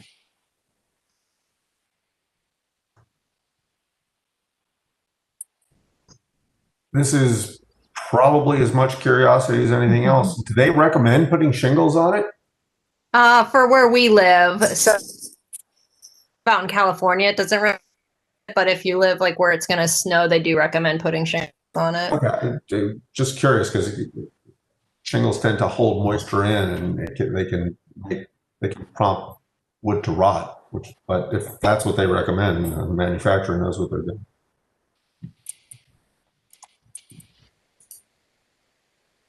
I have no problem. Any other questions, comments from the commission? I will say it's the first time a sauna come before us that I'm aware of. Yeah.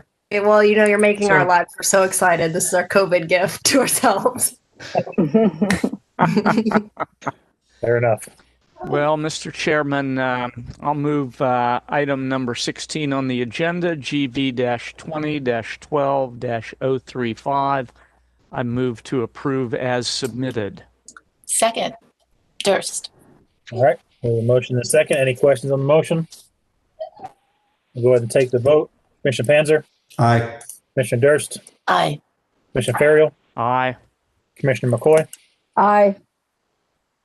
Chair votes aye as well. Ayes have it. Motion passes. Thank you very much. Thanks. Mr. Chairman, before we move on to a new item, I'm going to have to leave sometime in the next 5 or 10 minutes. Today is a Thursday on the academic calendar, so I've got to teach class at 6 o'clock, and I need to log on 5 or 10 minutes beforehand, so I'll be leaving. Understood. May I just question before I exit the meeting? So now that it's approved, am I able to just go ahead and do this, or do I need to wait for a specific certificate to come from the city, or am I good to go? Jacqueline, do you want to take the field that one? Sure. So once we get the minutes all situated, then staff will start issuing a certificate of appropriateness, and so you'll need that to take to the city. So once you receive that from us and we'll just email it, then you'll be good to go from the German Village Commission. Okay. Thank you. All right. We'll move on to agenda item number 17, GV-20-12-036, 705 Mohawk Street. With Mr. Hugus is still on the call. Bill, not seeing your video. Looks like you have low bandwidth.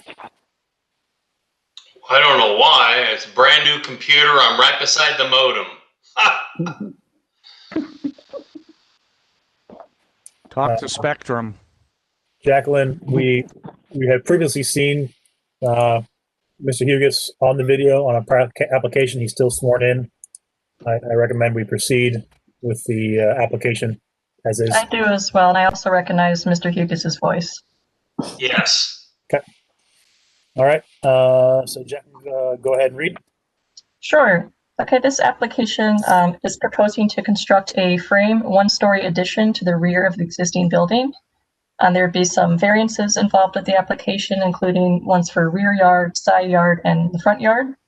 Following the November 17th business meeting, the applicant confirmed that the variance recommendations will match that of the revised A1 drawing.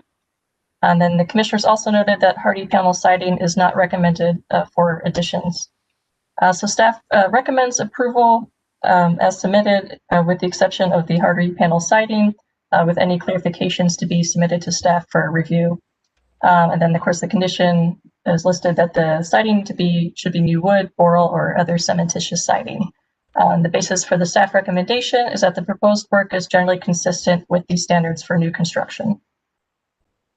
Okay. Before we flip it over to Mr. Hugus, I'll make the note that the .26 and .21 variance requests are existing conditions. Correct. Zoning staff typically likes to include any previous needed variances due to existing conditions when you apply for a new variance. So really the only one that's generated is the rear yard variance going from 25% to 16.1%. There are 3 houses along this street that do not sit on the front right of way, and this is one of them. And if this house sat like all the others, we probably wouldn't be in a variance situation at all for the rear yard.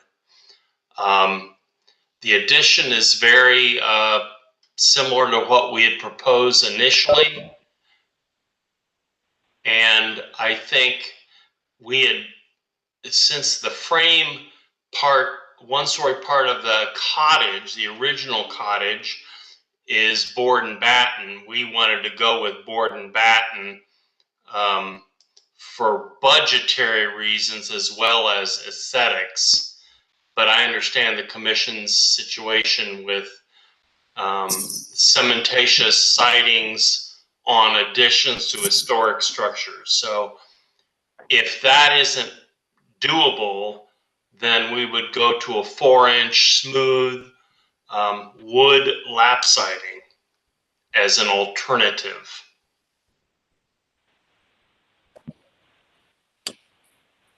All right. A quick question. The existing board and batten is wood board and batten?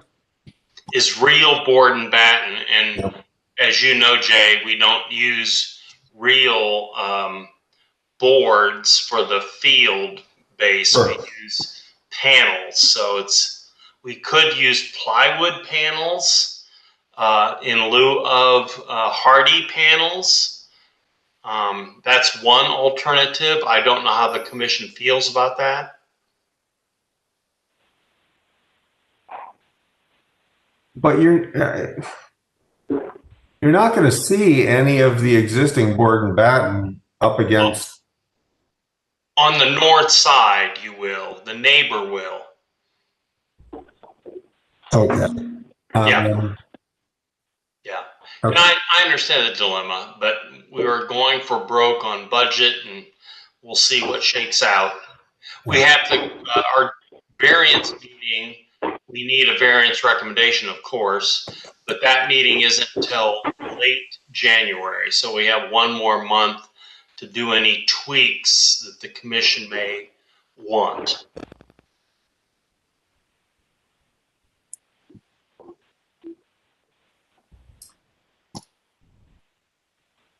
So in terms of what you're proposing, are you proposing hardy board or hardy panels with wood battens?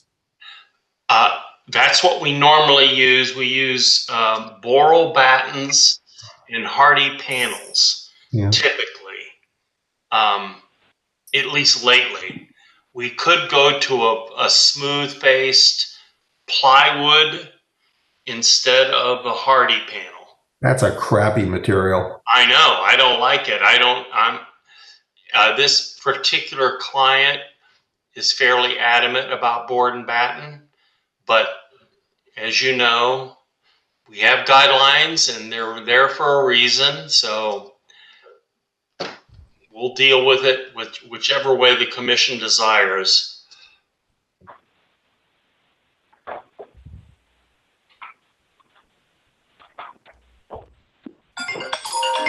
I mean, I could, given the unusual circumstances of extending a board and batten addition, I think I can wrap my arms around the idea of doing it with hardy and boral. The other thing is we wouldn't have any horizontal flashing piece like a gable end roof. Right. You'd see, because of the hip roof condition, they're all full panels. Yeah, and that's one of the big problems with hardy. That's one of the things I always notice. Yeah. Jacqueline, what's your take on that? I mean, since we're extending an existing board and batten addition that isn't original to the structure anyway, does it make sense to continue it with board and batten aesthetically and just let that material ride, even though it's not? Yeah, that's an interesting scenario since it's sort of an existing condition in a way, and that's the one. If there's no other materials, right, that would really make sense to match. And the fact that the addition is completely behind the original cottage and flanked on both sides with tall buildings, it's not very noticeable. I'd also like to hear what Teresa has to say about that. But are we going down a bad road?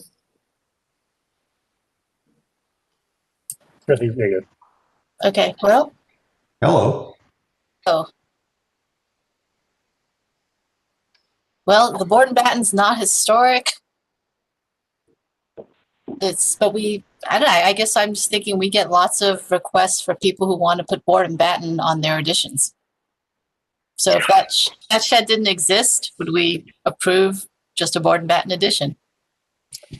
So I'll play a little devil's advocate here, because I think we're getting to the point of history of the village. A lot of the board and batten additions, the original board and batten additions, air quote, were put on in the 70s a lot of times. We're hitting 50 years.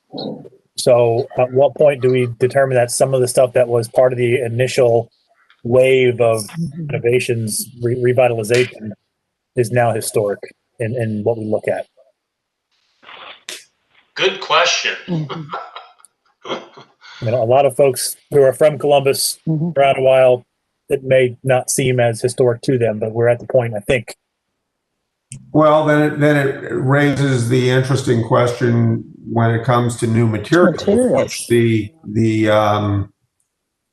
hardy panel board and batten solution, the hardy / boral board and batten solution, would be a contemporary material. Does it appropriately match the historic wood board and batten? And I think we've allowed hardy panel, not just a siding, but hardy panel in board and batten applications on other projects in the past because it was smooth. It did not have the faux wood look. But not on additions. That's the question. Only on like garages, freestanding type newer. I guess from a modern standpoint, would traditional board with battens, you went wood board, would it hold up, or would it be considered an inferior product in and of itself these days? Is the hardy panel, a better product from a standpoint of maintaining a historical look? I would say the plywood is not appropriate, in my opinion. I think it's just going to warp and cause all kind of problems. Now, whether you're going to get board wide enough to be able to replicate a board and batten with true wood of a nature that would hold up either, I think, is a question mark. I kind of wonder if the batten itself needs to be copied closer to the originals. A lot of them have chamfered corners on the battens, historically. That's a good question. I don't know. We'll deal with the siding issue, whichever way the commission wants to go on this, really. If it was me, I'd be inclined to go with hardy panel for the board, and then doing traditional battens as opposed to either boral or a wood batten over the hardy panel. I mean, the boral won't rot, so it to me would be the better solution in that combination. And I agree. If you're trying to go with a cheaper alternative, I think a wood batten would be acceptable. It's easier to replace a batten than it is to replace a board. Yeah. Replace the board, you're replacing everything. Yeah. And I was just thinking about alterations that have achieved significance on their own by being old enough. What is the cutoff date right now for the period of significance for German Village? So I feel like it's something in the Another good 1960s. Now, I don't think that the revised, and I don't know whether, no, he's gone now. I don't know if Dodson is on the line, but he may know whether the revised period of significance has been approved by the Park Service. But it's bizarre. The original period of significance only goes like through the 1920s.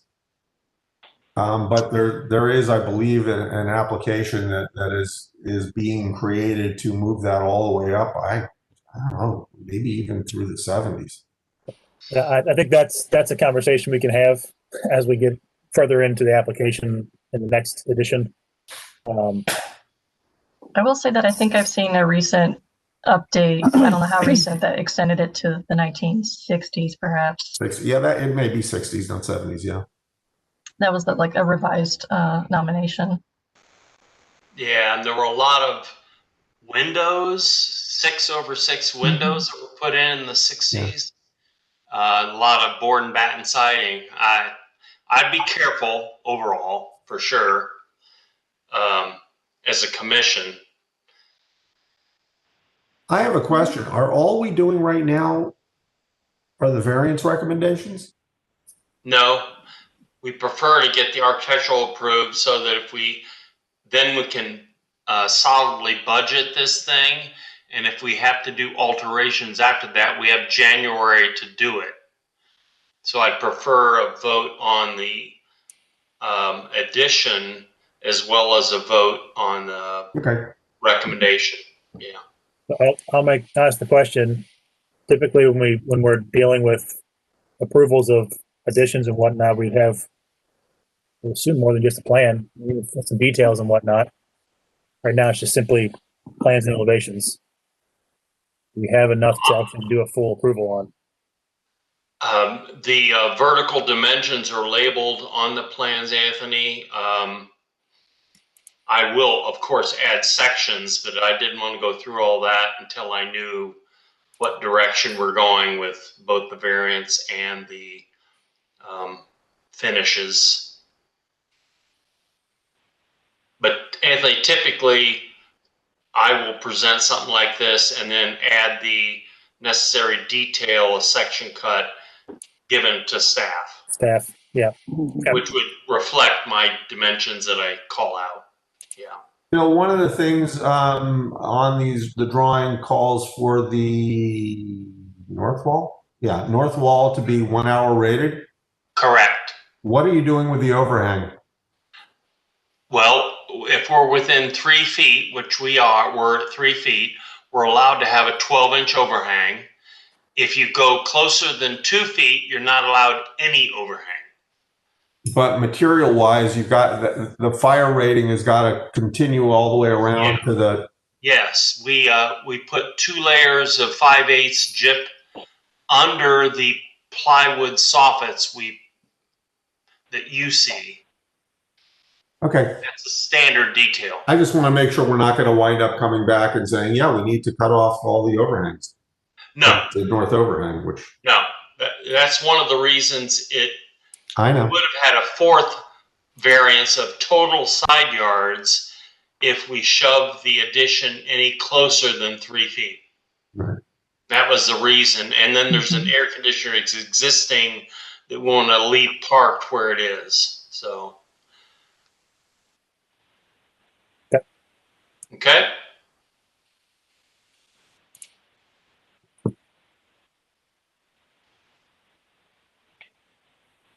Do we need to do this separately?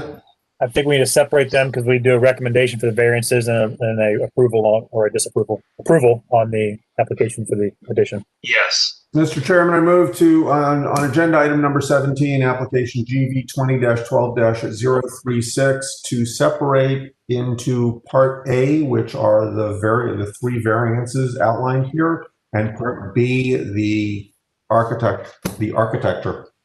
Second, Durst. Motion. Aye. Commissioner Durst. Aye.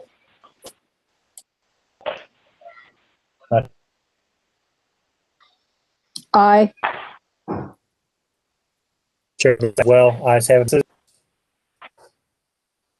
Mr. Chairman, agenda item number 17, GV 20-12-036A to recommend variances to sections 3332.27, 3332.26, and 3332.21.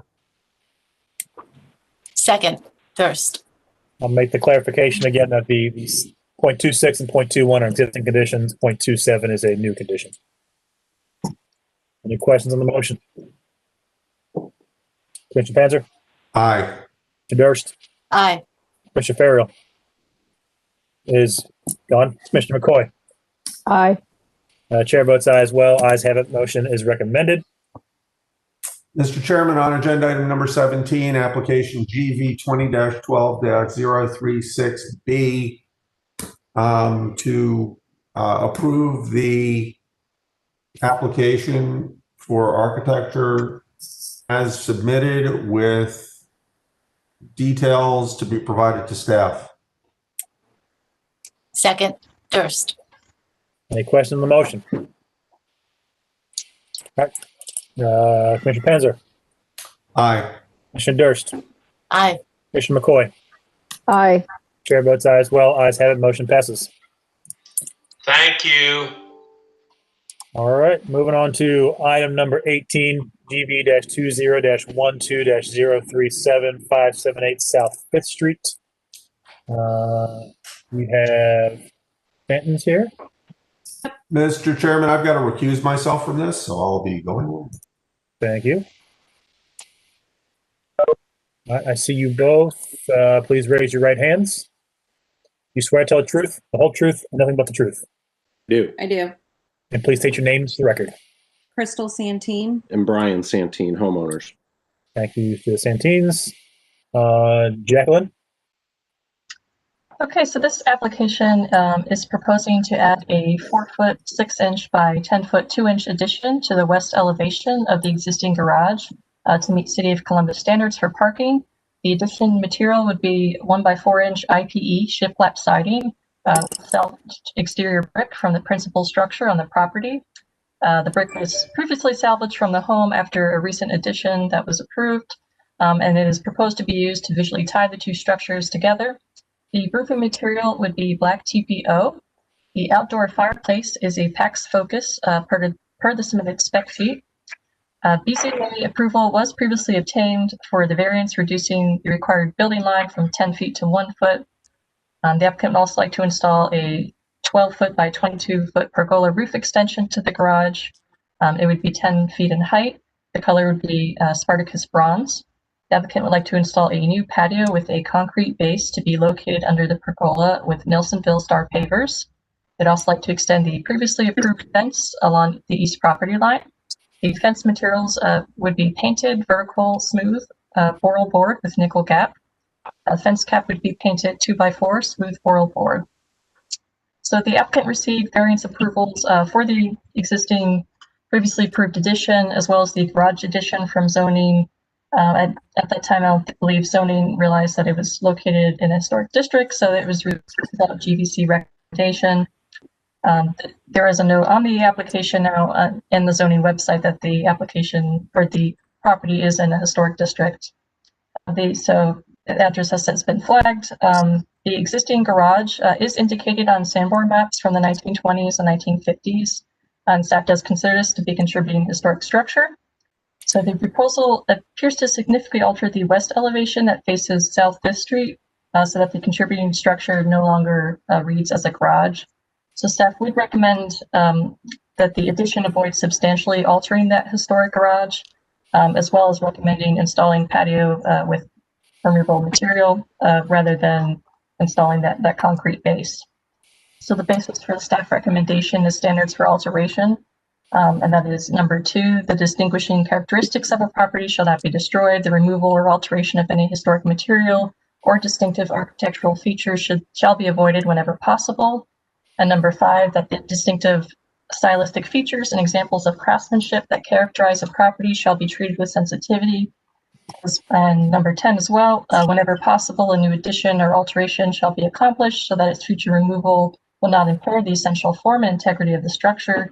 And finally, number 12, in passing in prominent appropriateness, the Commission shall consider, in addition to any other pertinent factor, the architectural characteristics typical of structures in the district or listed property, the historical and architectural value and significance, architectural style, general design, arrangement, texture, material, and color, the architectural feature involved, and its relation to the architectural features of other contributing properties in the immediate neighborhood. Thank you, Jacqueline. Applicant, have anything else to add? Sure. So to begin, I'd like to make sure we're all well oriented to the property. You may note that the front of our home faces 5th Street. The south side faces Beck Street and has the yard area, while the rear is adjacent to Dixon Alley. The small garage on the property is considered historic, although it is unfortunately quite short in depth, measuring roughly 15 feet. We desire the ability to park a car in our garage.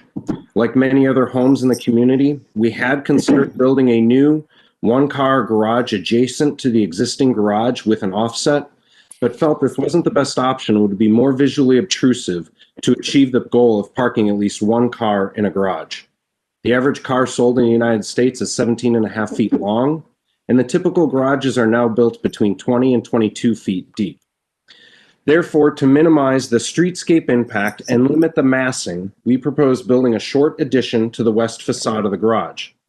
However, rather than just having a box added to the garage, we felt aesthetically a second small structure would soften this, make it feel purposeful, as well as provide an outdoor space for us to enjoy. We also want to be respectful of the garage and anything added to it to ensure that in totality they remain subordinate in scale to the primary home structure on the property and made of simple materials with little ornamentation. Thus, a simple rectangular pergola will run perpendicular to the garage addition. The new facade will reflect the original character and style of the windows that were on the garage. The materials we have chosen are intentional. The IPay wood siding has a bronze color, similar to that of the windows on the home and the pergola. While we will utilize salvaged brick from the home in the wall behind the fireplace as well. The total lot coverage, including that of the pergola, remains less than 50%. Now that I've given you a better overview of the project, I know that it's always helpful to see things better in color and in context. Therefore, we've prepared for your review 3D renderings of the proposed project. I'd like to very quickly go through these with you. The first one is the view from the corner of 5th and Beck looking at the yard. The main home is not obstructed by the proposed garage addition nor the pergola. The second picture is taken a bit closer to Beck Street, while the third image is looking at the side door of the main home from Beck Street, which you can see is unobstructed by the proposed pergola and garage addition. This is also highlighted in elevation A2-3 from the architectural renderings. The fourth 3D image is the view from the entrance to Frank Fetch Park on the other side of Dixon Alley. In summary, we believe this application speaks to the spirit of the German Village Historic Guidelines, as it is in scale with the size of the lot, property, and parcel at the corner of Fifth and Beck. The structures as proposed do not increase the size of the building to exceed the maximum lot coverage by code. There are no additional setback variances required by the Board of Zoning for what we are proposing this evening. Ultimately, this is a minimal structure that does not compete with the existing architecture and ultimately is easily reversible if desired at a later date. Thank you. Thank you. Questions, comments from the commission?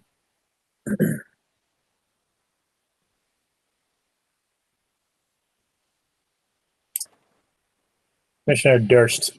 Yeah, I remember this house very well because you used to have a greenhouse proposed for the back of the garage. And I remember the problem with this garage is that it's on the side of the house. So what would normally be the back side of a garage facing your house that nobody could ever see is in plain sight to everybody on your property. Jacqueline's comment about it really obstructing that west elevation. I mean, what you're proposing to do is in the spirit, I think, of the guidelines. You're leaving pretty much most of the garage, the front of the garage where the car comes in as is, and just adding an addition to the rear. And the only thing I can think of that might improve that is to somehow separate the pergola piece from it a little bit. It's like you've built a solid wall that's like twice as wide as the garage instead of just the addition for the car. So I don't know if there's a way to separate those somehow. So I know just looking at it in pure elevation, even from the renderings, that's what I'm seeing right now is just like a tall wall that forms the back of the pergola and is almost right up against the pergola. And it just seems like that is just an addition that's twice the width of the garage. So the addition actually is the main portion of the addition is the width of the garage, and then there's just a continuation of the wall itself. Exactly. It's Yes. not actually a thicker addition continuing along the length of that wall. I get that totally. It just gives the appearance of a solid wall that goes right across. And aesthetically, as you can imagine, the number of iterations we've gone through on this, if you try and keep that wall narrower, it looks like you just put a box on the end of a garage, right? And that's what we're trying to avoid, looking like we just put a box on the end of a garage, right? To make it a functional, usable garage. And this just aesthetically, it just feels better. It makes sense. Going back to your comments about the greenhouse, the commissioner's recommendations were to build something bigger and grander, which wasn't quite our intention and why we moved it previously from our application. And our hope was with that this actually felt a little bit lighter than the greenhouse, was less material, visually impacting your ability to view the side of the house. And so that was sort of where some of our intention was driven and changing from a greenhouse structure to something more open and airy feeling. So it didn't impose too largely on the yard. So I have a question. In looking at the drawings, the specification sheet for the pergola states that it's 8 foot tall, and the drawings are showing it at 10 So foot the height. sheet that I included, the company provides multiple sizes. So we would build it to what's being represented on the architectural drawings. The company just does not have a spec sheet for every single size pergola that they option that they provide. Yeah, my question that I was going with, I was just wondering, the 10-foot height of the pergola, I'm wondering if that can be brought down in height along with the expansion to the garage. Because it feels to me when I look at the side elevation as though the addition and the pergola are tall in relation to the garage at the 10-foot height. And I just wonder if that could be brought down, shortened, and still, I typically draw pergolas at an 8-foot height, and they Right. feel good when you're under them. If you look at on those architectural, on G1-1, I believe it is, on those plans, you'll see, and we've had a topography survey done on the property. There is a significant elevation change between the garage and the yard. And you can see that on G11, section 6, top left corner there. And so, if you look to see where the height of the addition on the garage falls in line with the height of the door of the garage, that pedestrian door, if you start dropping that down, that's why inside the garage, you're at an appropriate height inside the garage.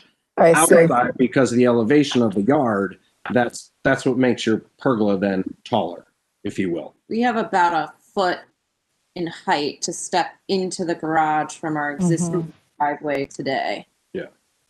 So if you were to actually bring that addition down and scale a little bit, you're saying you wouldn't have reasonable headroom? Correct.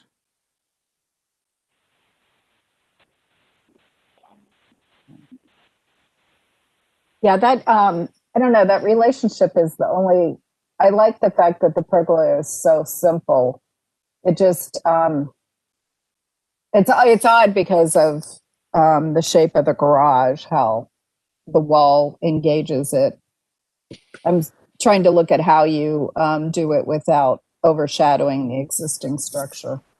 We have a challenging roof line, and so we tried to make sure that we were bringing the addition under that roof line so it was clear where the original roof line was. You can see even on that G11 in elevation or in section 3, looking at it straight on, you'll see that even though the pergola is spec'd at 10, you can still see the full height. You can still see the full roof of the garage there, kind of that, I don't know, hip roof or however you term that, right? So that kind of further kind of accentuates it's just the height that it's at.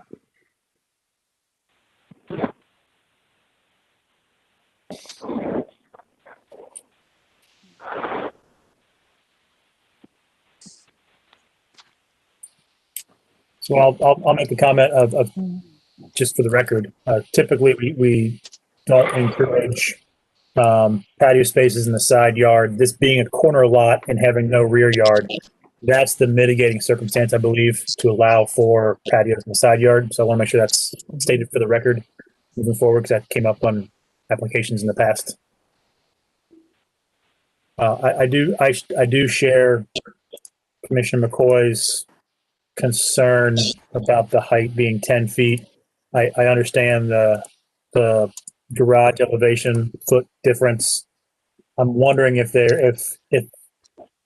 again, not having all the details and elevations and cut sections and everything to fully vet it out, I'm wondering if a foot can come out and then get a medium between an 8 foot and 10 foot being at a 9 foot, if that's an option or not. I'm thinking that if you have a garage door, called 8 foot tall garage door, 1 foot rise to the base of the garage, that puts basically at 9 foot of space. And I think the horizontal members of that pergola are 6-inch members, if I saw that correctly. I'm just wondering if there's anything we can get out of that 10 foot height to get it down a bit, just so it's not so, I'll say, soaring compared to the surrounding portions. That wall that was mentioned first, it's essentially acting in essence kind of like a fence, but not quite. Typically, a fence in the side yard we would not allow above 6 feet. So this is it's playing fence, but not fence, not structure, but kind of structure. So we're trying to figure out how to marry that up. And if it can't go away, if a design option can't be made to make that north extension go away, then the height really needs to come down. It needs to be some give and take there, in my opinion. But I think where you're at right now, you're meeting a lot of our conditions. The airiness of the pergola is great. It doesn't obstruct the view. I agree with staff's comment about the base. We definitely want to have it drainable and not be in a concrete surface. That's kind of where I'm at. It's the height right now is my sticking point. Yep. Versus solid wall. So a couple of comments. So obviously, as we have it proposed, at least on here, both the addition to the garage, having that flat TPO roof, and that obviously was very purposeful. That's shorter than the original structure that it's being connected to, as well as the same is true of the pergola. And so obviously both of those conditions are encouraged by the historic guidelines. We run the issue then if you try and bring the pergola roof down, then it could potentially be the same height as that garage extension, and then it's not driving. If you look at the 3D from the Beck Street side, what's driving that 9'2" extension elevation height? Interior height of the space. So if you're using it for parking, so if you take 9'2" and you say what 8-10 foot or 8" 10 inches for the rafters, call it a foot out of it, you're 8'2". I'm wondering what's driving more than 8 feet of head height in a garage space, especially at the tail end of a vehicle. Yeah. Say we take it down. I mean, since we're kind of being a little arbitrary without having the drawing, would you guys go for if we bring it down 6 inches, I guess? So that we're not jeopardizing the ability of having head space inside the garage, I guess. And does the pergola have to be taller than the addition? We tried a few iterations where the pergola was within the same scale as the addition, but our concern was that if the pergola is not attached to the addition, then it looks like we've added a box to the front and then we've added a pergola to the front, but we've not created an appropriate connection of the two structures together. Now it looks like they're just kind of sitting in front of one another. Right now, like the pergola to me feels like it's just butted up against the addition. It's slightly sitting over top of the edge of the addition. Correct. It's not connected, but it's sitting above it so that it creates some relationship from one structure to the other. I just want to point out that we typically would not be into this kind of detail on a garage addition structure, but due to the fact that it's right there on the public way, it's essentially a side yard feature, and that's why the details are getting so nitpicky right now. Sure.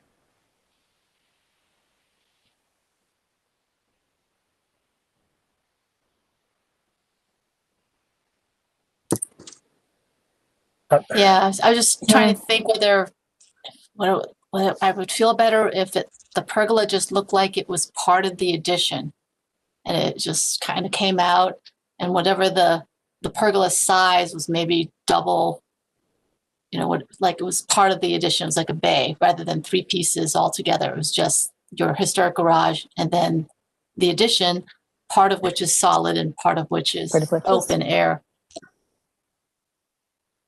We were kind of viewing it as the kind of trying to make that the addition feel like a connector, right? Yeah, that's what that's why it seems big. That's what we're trying to get it to read. Yeah, it seems too tall for a connector. Yeah. In this case. Yeah, that might be exactly it. It's tall for a connector, and therefore would it just feel better as to be viewed as just an addition.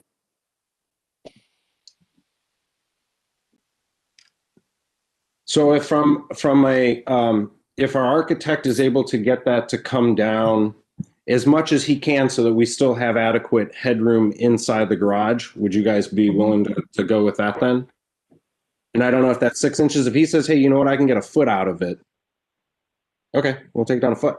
Yeah, I think if we I don't want to like handcuff myself tonight and promise, hey, we're going to take it a foot, and the next thing we know, we have like a 6'8" interior height. We're like, oh, like that's not really, or whatever it turns out to. Right. So you're limited to just parking hood in where it's lower. Yeah, to me, a foot is where I would need to be at to say no problem. I don't think 6 inches is going to get me there. Now, with that, if it came down a foot, would you then have a gap between the pergola and the addition? Or would the pergola then come down with it? Yeah, we'll bring the pergola down with it. Yeah. So we maintain that relationship that we're depicting. So Anthony, I almost forgot, but we do have speaker slips for this application. I don't know if you want to get there. We do. I had a note for that. I apologize. Yeah, let's go ahead and do the speaker slips. Okay, so one of the speakers is Bruce A. Hertz. Bruce, if you're on the call. I see Mr. Hertz, your microphone's muted. Let's get you unmuted there. All right. Please raise your right hand. Do you swear to tell the truth, the whole truth, nothing but the truth? I do. And please state your name for the record. Bruce A. Hertz. All right. And you have a 3-minute timer on you. It's all yours. My property is across the street on the Beck Street side, the south side. So the picture that you have, that rendering, is exactly what I look at. And I think my wife and I have probably the biggest view from our home out our front windows. And I've looked at different itinerations of these renderings over time. And frankly, I think what I see in front of me is ideal, beautiful. It's airy. I've seen it shorter. It doesn't really matter. It's just, I just want to make sure that the commission understands that probably 70% of that view is mine, and I'm all about it. All right. Thank you, Mr. Hertz. All right, Jacqueline, the second speaker. So the second speaker, I apologize if I mispronounced your name, Vijay Iyer. Yes. And Jeff Smith. All right. I hear your voices. I'm looking for your camera. All right. I see you now. You both please raise your right hand, or whoever's going to speak, raise your right hand. Do you swear to tell the truth, the whole truth, and nothing but the truth? Yes. Yes. Please state your names for the record. Jeff Smith. Vijaya Iyer. Thank you very much. You have a 3-minute timer, and it's all yours. Here we go. Well, we live right next door to Bruce, and we live on the corner of Beck and Fifth. And this is the view that I see on the screen is our view of the house. And we've lived here for over 25 years, and we've, had neighbors and looked at that house all these years, and it's basically a side of a house. There's not much to it, and from our view, we think what I'm seeing here looks very good. Our view of the little carriage house is not really changed at all, and the pergola, as Bruce said, looks very airy. I think aesthetically this is quite an improvement for the first time in 25 years. It adds a lot of textural interest to pretty much a cube of a yard. So I think that for us, we're going to have to look at that every day. I think we would be happy to be looking at that. All right. Thank you for your time. All right. So just quick poll the commissioners here. So Commissioner Durst, Commissioner McCoy, thoughts on the height. Are you able to accept what's shown here, or do we need to look at height a little deeper before you can get an approved vote? I would like to look at height reduction. I would too. Okay. So for the applicants, unfortunately, we're down to 3 with Commissioner Panzer recusing today. So you need at least 2. So if we were amenable to reducing the height by a foot, if that affords us that on the inside and that You guys, we would be agreeable with that. If you guys are, we'd like to seek approval this evening. I'm okay with a foot. Commissioner McCoy, Commissioner Penn, or Commissioner Durst? What's your thoughts on a foot, or do you need more? What are your thoughts? I'm thinking a foot would do it. I mean, I'd like, obviously, actually drawing it and seeing it is easier to evaluate, but I think it would bring that whole flat structure down and expose a little more of the roof line of the shed. Yeah, when you view it from Fifth. Sorry, Charissa. Yeah, I agree. If it comes down a foot, it won't seem like that wall is almost touching the rafter. So, the Santines, I think if you amend your application to reduce it by a foot, I think we can vote on it tonight. If you, okay, I see a thumbs up, so that's what you want to do? So amended. And then as far as the base material for the patio, we as the commission are very against the concrete. Yeah, that's fine. It's fine. Permeable, no problem. Okay. So Jacqueline, if we make a motion on that, do you have everything you need to staff approve the rest as is? Just reducing a foot. Yeah, I guess we don't really need any additional materials in that case. I probably need to get the drawing updated and sent to you with the foot reduction. We can do that. Good. What is the addition of the material of the addition? Is it noted somewhere? It's iPay. IPay wood. It's wood. Okay. 1x4 iPay shiplap. All right. Any questions? If not, is there a motion?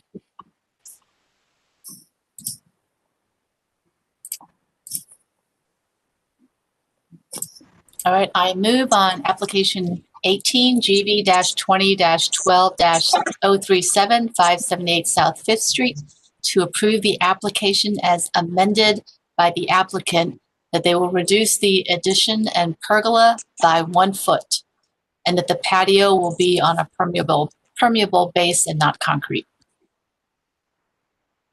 Second. All right. Any questions on the motion? Commissioner Durst? Aye. Commissioner McCoy? Aye. Chair votes aye as well. Ayes have it. Motion passes. And for the Santines, if you get to the point where the architect can't get a foot out of it, you can come back to us. Okay. Will do. Thank you all. Appreciate it. Thank you. Thank you. Thank you. All right. Commissioner Panzer, you can come on back. Moving on to item 19 has been tabled at the applicant's request prior to the meeting. So we'll jump to item number 20, GV-20-12-039, which is 757 City Park Avenue. It's a conceptual application. Judith Politi, one of the two. All right. Ms. Politi, if you please raise your right hand. Do you swear to tell the truth, the whole truth, nothing but the truth? I do. And please state your name for the record. Judith Politi, homeowner. Thank you. Thank you very much. Jacqueline. Hi, this is a conceptual application. The applicant would like to construct a 2-story addition onto the existing 1.5-story brick frame home. At the November 17th business meeting, commissioners requested clarification on whether the addition will be higher than the existing ridge line and what the visibility will be from Pearl Street. The applicant has noted that the drawings do not reflect the grade change on the addition, which will be 18 to 24 inches below the grade of the original house. And that would bring the new roof line down to 12 to 24 inches above the original house. The applicant also notes the property to the south has a 1.5-story house with a 2-story addition, and the addition at the subject property will not exceed the height of that neighboring addition. The applicant has also submitted additional materials to address commissioner questions. All righty. Ms. Politi, anything else to add? As far as the 2 questions that you had from the meeting, what was it, 2 weeks ago? You're gonna it will step down, like 18 inches down, and all the houses around it. You can see the addition there on the other side. I mean, I'm the smallest house on the block. You really will not see it at all. And then we showed you the views from, there's a question about the views from Pearl Street. And we showed you the images from the map. You can't see my house at all. Okay. All right, questions, comments from the commission?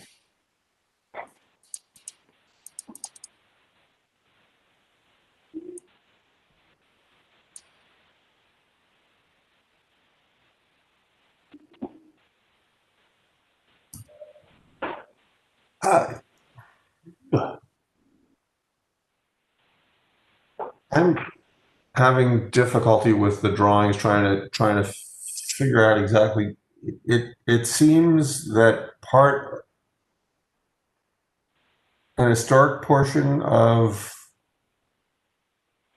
the building is being subsumed by the new addition. I think on that bottom left image,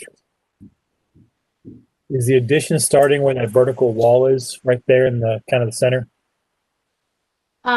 There's the brick and then that piece of siding right behind it. Mm-hmm. And that is the existing laundry room. The addition is really where the patio was. I'm adding a kitchen right there. So you'll see a balcony above, and that's where the addition starts. Okay, so that whole section from that basically that vertical and horizontal where it makes that L, that's where the addition is kind of starting. Yeah, and on the other side there is the existing kitchen is on the other side, so it's a brick piece on the other side, and that will be brick inside of the living room.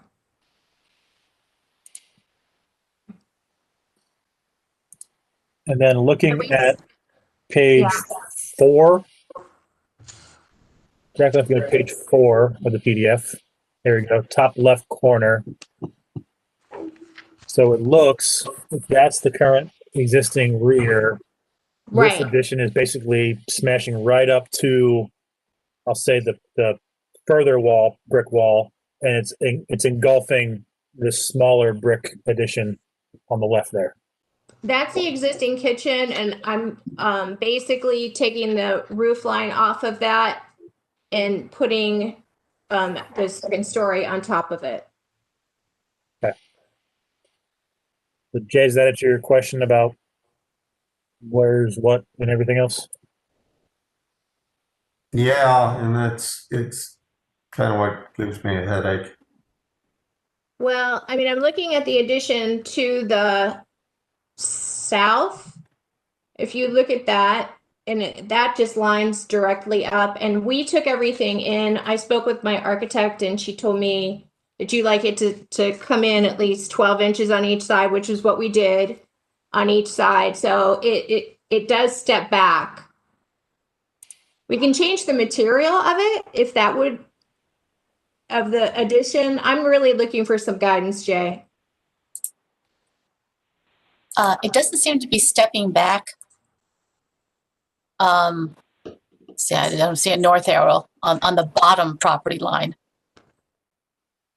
It actually looks like it seems like it pokes out beyond the historic house. It does. It goes out.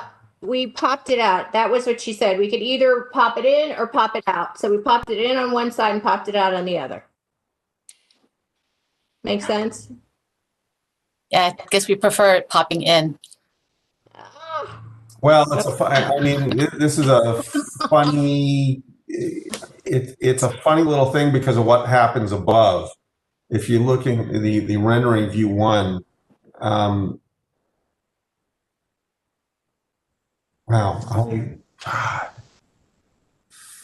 Where it ties in. yeah, and I mean, I'll give you another challenge that I'm coming up against here, and that is the roof lines are the roof line of the addition is really unusual for around these parts. It's almost an arts and crafts style. I mean, it's almost a prairie style looking low pitch roof. You know, I had it pitched a little higher, but then the concern that I got in the last meeting was that you didn't really want to see it much higher than the story and a half. But if I'm going down by 18 inches, would you be okay with it pitched up a little higher? I'm fine with that. Well, I mean, there's a difference between pitching it higher and pitching it steeper.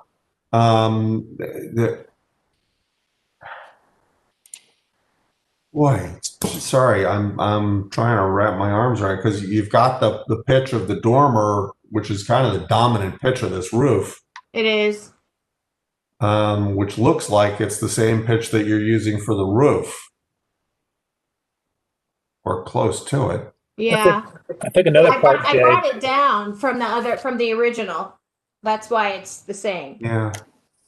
I think another issue you have going on right now is if you look at that rendering view 3 in the bottom left, it's like taking the ridgeline of the existing house and just continuing that roof into the addition roof. So it's creating that, what we've affectionately called the choo-choo effect of the additions. And typically, you want to separate those two roof lines. We don't want those to tie together like that.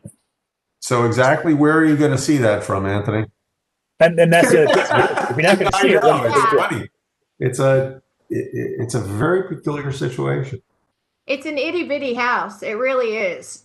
And I don't believe that you'll see, if we went higher on the roof line in the back, I don't think you would see it from the front of the house because your sight line is not there. And you won't see it from the back if you look at the Google Map images. I mean, and I'm surrounded by huge houses. So you see those? I mean, yeah, last page. I mean, I'm the dwarf of City Park, really.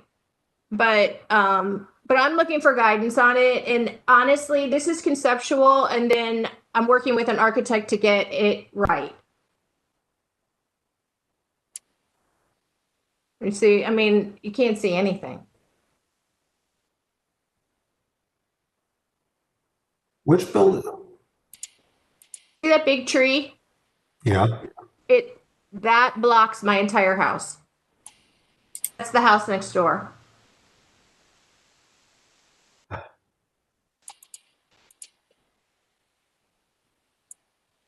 That's fine. What about if you view number 1 on sheet on page 3? Okay. If you were to, so upper left-hand corner, view number 1. If you were to, what my concern about the roof, I think, is because there's no dormer on the north side of the house, correct? Correct. If you were to walk to the right in this photograph and look past your house and the house that's next door, what would you be looking at in terms of the roof lines? That's the Okay, I got you. Okay. I think that's what my concern is, but Okay. Would that be U6 on page 3? kind of, yeah, that's exactly right. Yeah.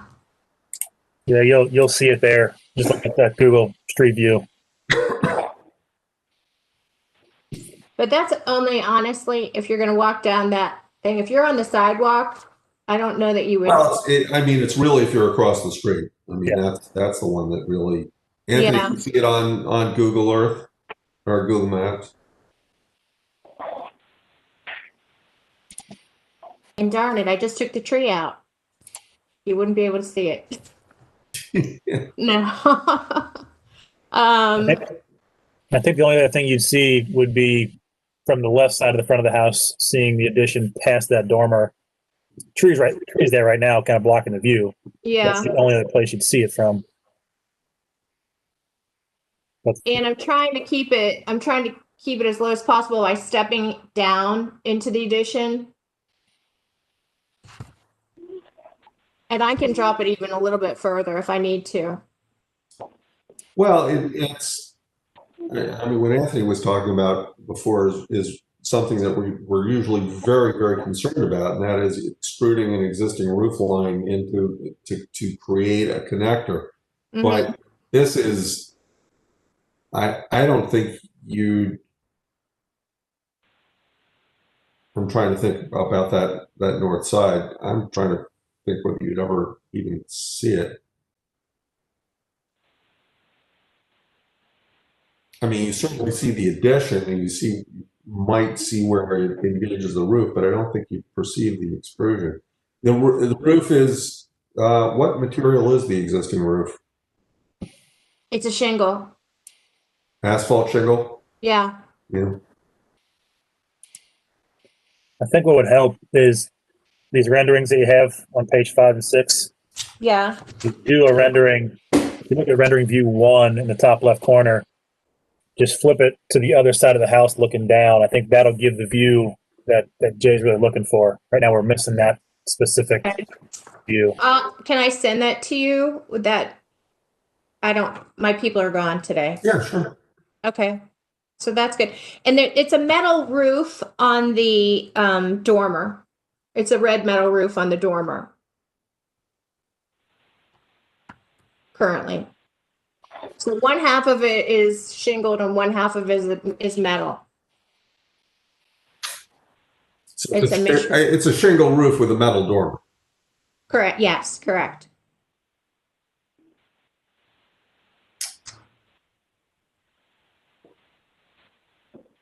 The other thing we've done with those extrusions, and this isn't a recommendation, this is just a kind of an observation, is we've done them and just offset them by, the depth of a bandboard. So, with a 6-inch offset, just to let especially in this view, to let the existing roof end and then have something that's slightly offset from it that the extrusion. That if you want to see that, you can see that on one half of my house. Don't ask why it's on one side and not on the other. I have no idea. Okay. Yeah. But that can visually allow that existing roof to end before you start the new roof. Okay. Yeah, no, that makes sense. Okay. We'll alter that then. Does it make more sense? I'm kind of just floating this out as a commission. Does it make more sense for, rather than this very shallow hip roof, to allow it to be a continuous dormer back there with we're back to the extruded gable, but you keep your headroom with the dormer, but you don't, I don't know, maybe Well, I would like not fans of we're generally not fans of big long dormers, but Yeah. I mean, currently it is a very low ceiling in there, and that's why I'm moving the bedroom to the back so I can actually live in the house, but and if dropping it down and raising I can leave it as a dormer, but I no, I'm not. I kind of feel it's the roof, don't you? I just wanted to talk through that, I guess. Yeah. Let everybody else see that too. I'm just wondering, would it make sense to go more contemporary and just put a flat roof on it so that you don't have that shallow roof line and have it so close to the peak of the existing structure? Get rid of the peak, let it go down, and go flat, and Ooh, those are tricky. Those are, they're not done well. You hope they're done right? That's why you got to get them done. I mean, the advantage of that, or an advantage of that, is that it's out in the distance, and you aren't fighting this battle of this kind of really low slope roof that yeah, I got to tell you, it's a really interesting idea. I mean, so the two options would be either make it go higher or go flat. Well, by going high, I don't like the term going higher, going steeper. But Right, that right. means bringing the sides down. Yeah, that's going to bring the sides down. And that's going to start messing with your headroom. And I don't know, we're not looking at sections through the interior. So, if you're looking for 10, for 10 feet in your living room or in your kitchen below and 10 feet in your bedroom, then it ain't going to happen if you, But I'm dropping it by 2 feet. So it'll be 2 feet lowering lower. you're lowering the entire structure. Addition. Yeah. Yeah. See, right now, visually, there's a lot of distance between the top of the windows at the back of the addition and the eave line, which leads me to believe that there's kind of more space there than. And I'm not saying you need to have a 8-foot ceiling, but 9 foot. Oh no, please don't make me have an 8-foot ceiling. No, I know. No, it's certainly not in a generously sized room. I think we don't want to get into too much design on the table. I think there's been a lot of feedback here of what we can look at, a couple options to explore a little bit further for the next go around. I do want to point out that you're probably going to have, just due to existing conditions, a couple of variances you're going to have to apply for in the future, including the side yard and the front property. I have my architect.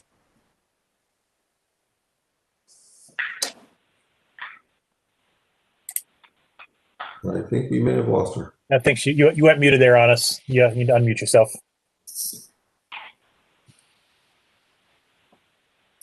Judith, you're muted.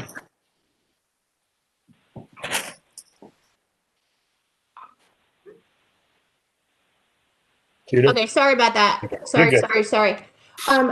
All the the zoning requirements are on page 2.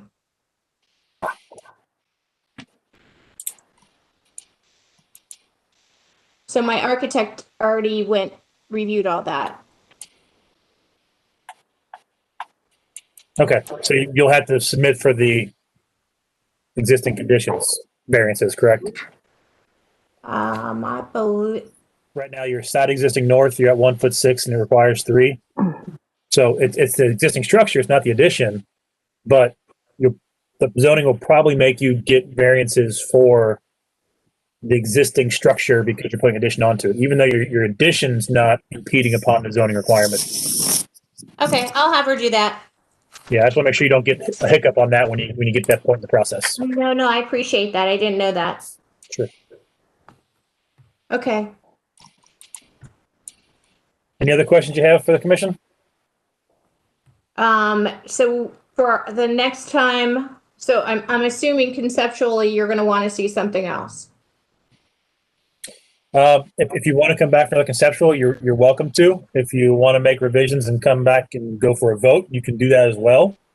Okay, I think I'll do that. Okay, yeah, there's no cost for conceptuals, but if you want to go for a vote, you can go for a vote. We can either approve it or we can continue at that point. There's a couple options there when you get to that point. So. Okay, that sounds good. And then I'm going to shoot you guys in the interim the view from the north side. Go ahead and send that to Jacqueline and she can distribute that and that'll be part of the next application that comes through. Okay, all right, that sounds great. All right. Okay, thank you. Thank you very much. Uh-huh. All right, I'll move on to item number 21, GV-20-12-040, conceptual for 670 Mohawk Street. We have somebody here from Columbus Design LLC or for 670 Mohawk Street. Yeah, I'm Carrick. All right, Carrick, I'm looking for your camera. Please raise your right hand. You swear to tell the truth, the whole truth, and the truth? I certainly do. And please state your name for the record. Carrick Cheryl. Thank you very much. Jacqueline? Okay, this is a conceptual application. The applicant is proposing to demolish an existing non-historic single-story 4-car garage that was built in the late 1980s. And the applicant would like to build 2 new cottages with shared garage space and was also put in new paved areas per the submitted drawings. So at the November 17th business meeting, commissioners requested clarification on whether any variances are needed. And then commissioners also asked about the maneuverability of the existing parking spaces. Mr. Sherrill, anything to add? Yeah, this is certainly very conceptual. What we're trying to do here is just kind of take your temperature on whether this is a viable project at all. It seems like from your feedback at the business meeting, there were questions about some maneuverability, variances, things like that. And so really what we're looking for is just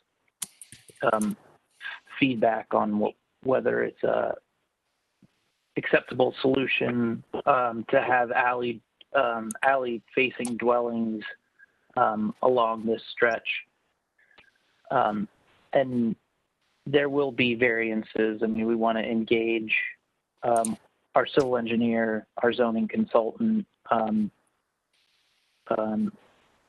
as we move forward, but we wanted to get that idea from the commission about whether this would be an acceptable project at all. I think right out the gate, we're looking at R2F variances, because R2F is 1 and 2 units. Looks like we're going to put 3 on the one property, and then you already have 3 on the other, adding a 4th on the other. So we're going to have some R2F zoning variances straight up out of the gate. Certainly. Yeah, all kinds of maneuvering on adjacent property. Parking on adjacent property,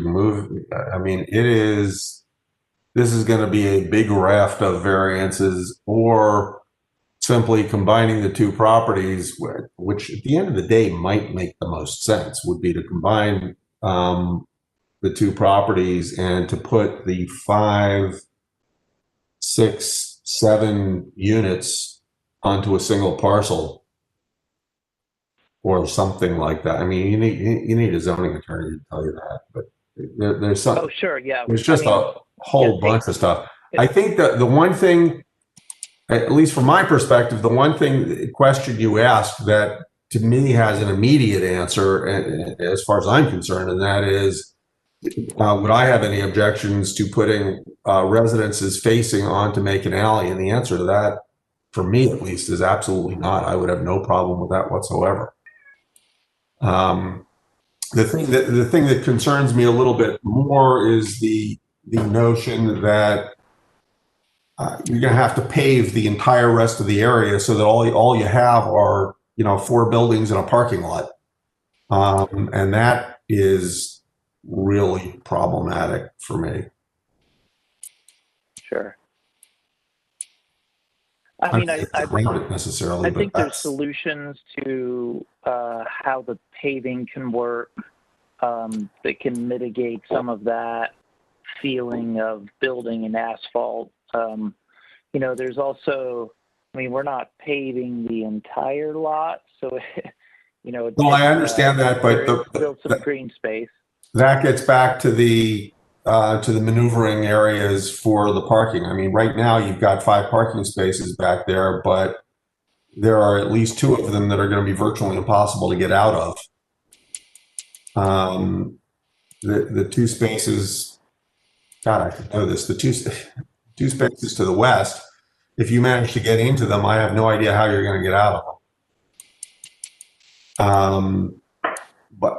And that's, again, that's not the issue, but I think the issue is to maintain a reasonable amount of green space, to not deal with adding runoff to the street, all of the other things that happen when you develop new residences. Sure. Yeah, and I think those are traffic and engineering issues, and just taking the temperature of the commission is what we wanted. We'll engage our friend Dave Perry to get involved with the zoning and talk about the best way to address combining all of the parcels or leaving them split, and getting variances from maneuvering across parcel lines. We've done this in these, midtown parcels quite a bit.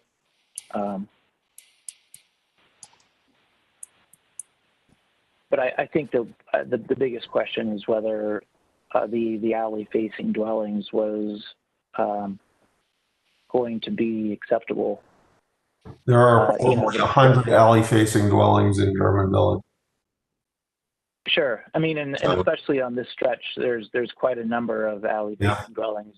Macon is generally referred to as a residential alley, so. Sure. So let's just, I know there's lots of hurdles with regard to the zoning and the site plan. Can you just, briefly touch on the architecture and how you feel about the general style? We don't need to get into details. I know it's a long night for you folks.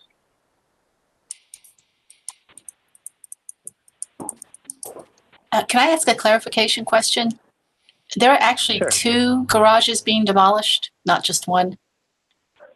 It's actually a single, fully connected structure that's, I believe it's currently 8 bays, so it's four two-bay garages. Okay.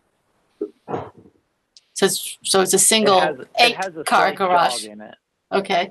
Yeah, it's currently a single 8-car garage. It has a, it jogs along the angle of Macon Alley, that kind of breaks it up a little bit, but it is still all connected. Okay. So the issue, you're probably going to need parking variances then, because right now, well, maybe. Right now you've got 8 spaces for 5 dwelling units, correct? That's correct. And you're proposing 3 covered parking spaces? Could be 6 covered parking spaces and then 5 on site. So you'd have 11, which is generally meeting that space and a half requirement. Obviously not for the R2F zoning, but generally for, again, how it gets zoned and how the zoning staff wants to deal with this. We would either need variance. We would either need it to be rezoned into something other than R2F, which is unlikely, or we'd need variances for parking against the R2F. I wouldn't spend a lot of time on the former, because I don't think you're going to get it zoned as anything other than R2F. Would be a really interesting carve out. Sure.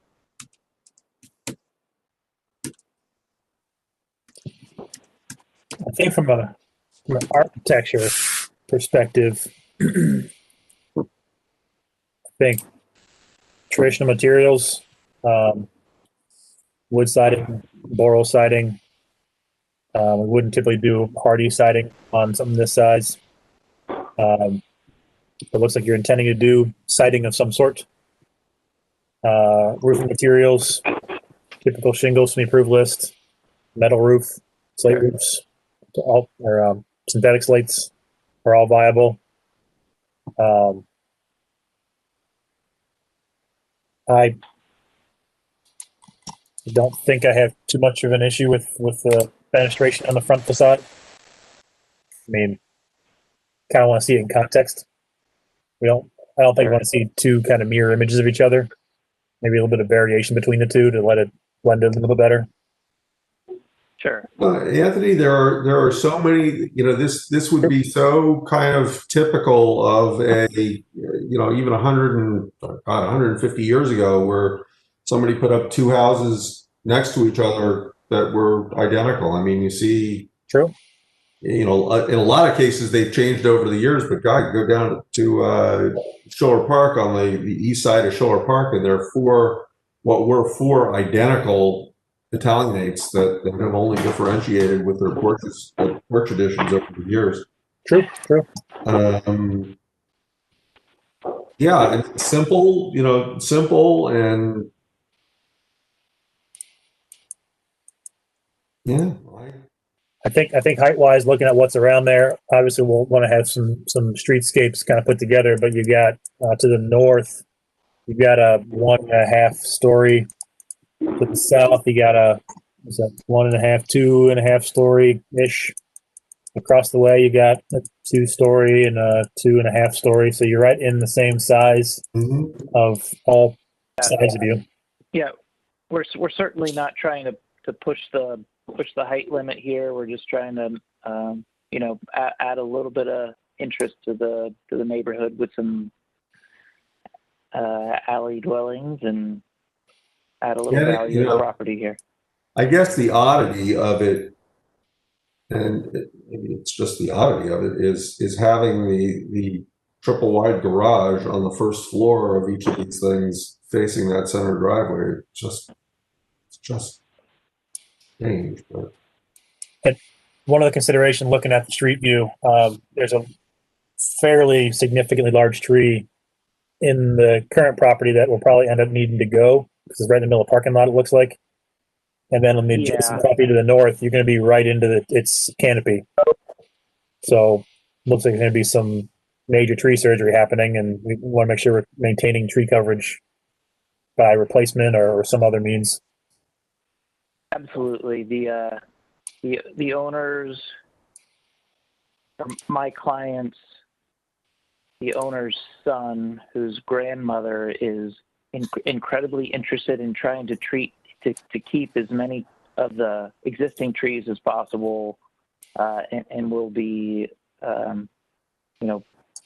very sad to see the one in the center go. But it's part of the process here. But we're definitely committed to replacement, of a caliper that's probably beyond what's required. So.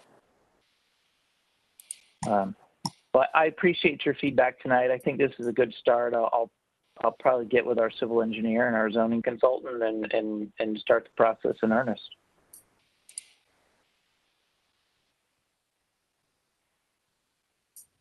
All right. Well, I appreciate your time today. If there's nothing else. Yeah, no, I appreciate yours. Thank you very much. No problem. We'll go back to the applications that didn't have anybody stand up for them. So item 7, GV-20-10-045 121 East Frankfurt Street.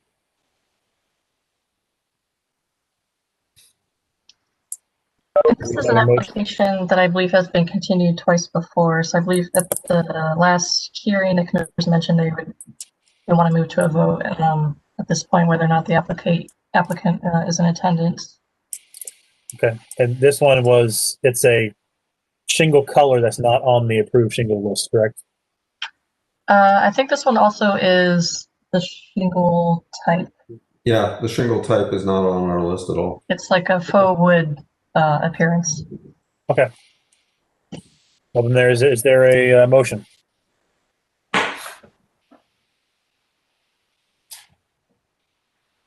What agenda item? Number 7?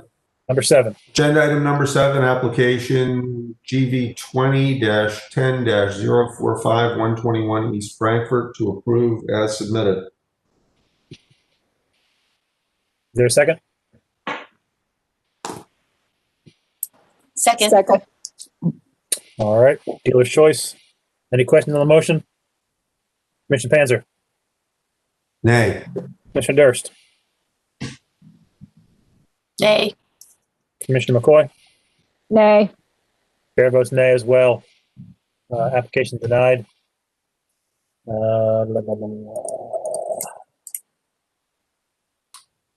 Staff pointed out 11 and 12, and I think, or 31, 16, 11, 11, and 12. Yep. All the steps apply. All right. Item number 9, GV-20-08-032 796 Mohawk Street.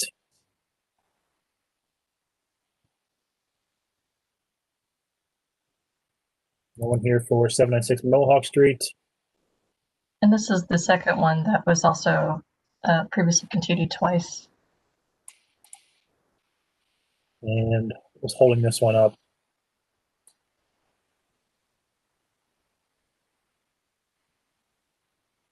So this was, I don't remember correctly, concerns about putting Skylight into Slate.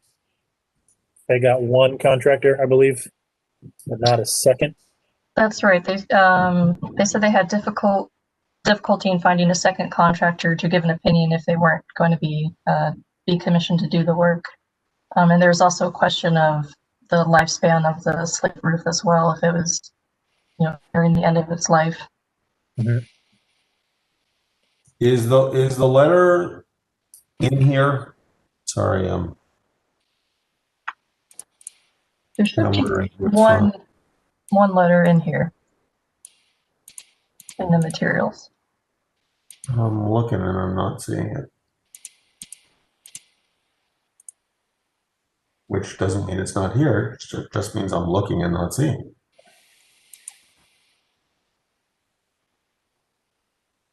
It might not be there. Sometimes docs can be finicky when you try to update. Yeah. The very last two sheets, one is from the CJE Restoration, talking about replacing missing roof tiles. But not really a letter.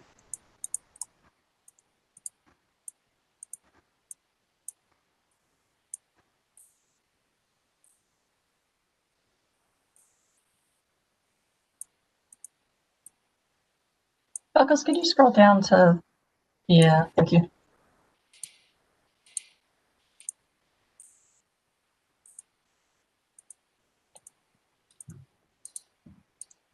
I totally get it. I've never had a problem with this application given the location of where it is on the property. I'm of the same mindset. Commissioner McCoy, Commissioner Durst, either of you be in favor of the application? I'm okay with it. Yeah, I guess so. Is this the one we were thinking they may one day come back soon and say they need to replace that roof? Yeah. Okay. If you want to vote against it, you can. I think we have 3 out of 4. So I'll let you make the call.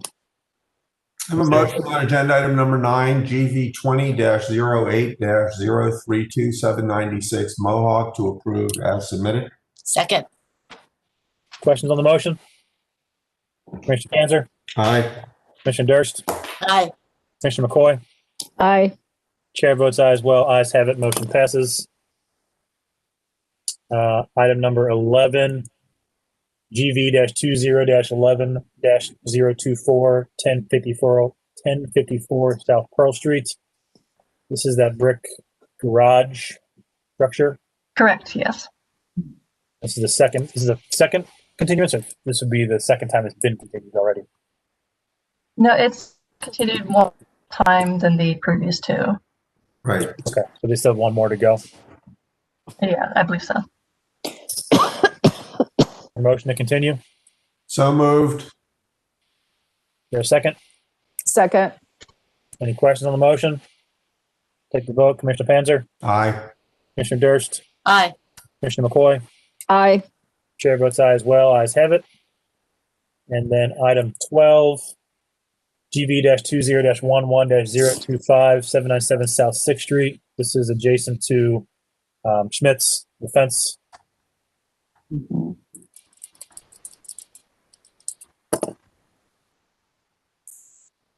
Did the application get fully amended, or is it still? I haven't received new materials, so I think they're still working on it. All right. Is there a motion to continue this application? So moved. Is there a second? Second. Any questions on the motion? Commissioner Panzer? Aye. Commissioner Durst? Aye. Commissioner McCoy? Aye. Chair votes aye. Ayes have it. Motion passes. I believe that's it. Is that same with you, Jacqueline? Yep, that's what I felt. Yeah. All right. Do we need to do anything with item 19, which was tabled previously by the applicant, or do we need to continue it or anything? No, they wanted to completely table it before they gather some more information, I think, based on the business meeting feedback. So they wanted it off the agenda. Alrighty. If nothing Move to else, adjourn. there we go. Is there a second? Second. Question on the motion? Take a vote. Commissioner Panzer? Aye. Durst? Aye. McCoy? Aye. Chair votes aye. We're adjourned. Okay, take care, everybody. Thanks, everybody. Bye. Thank you. And thank you.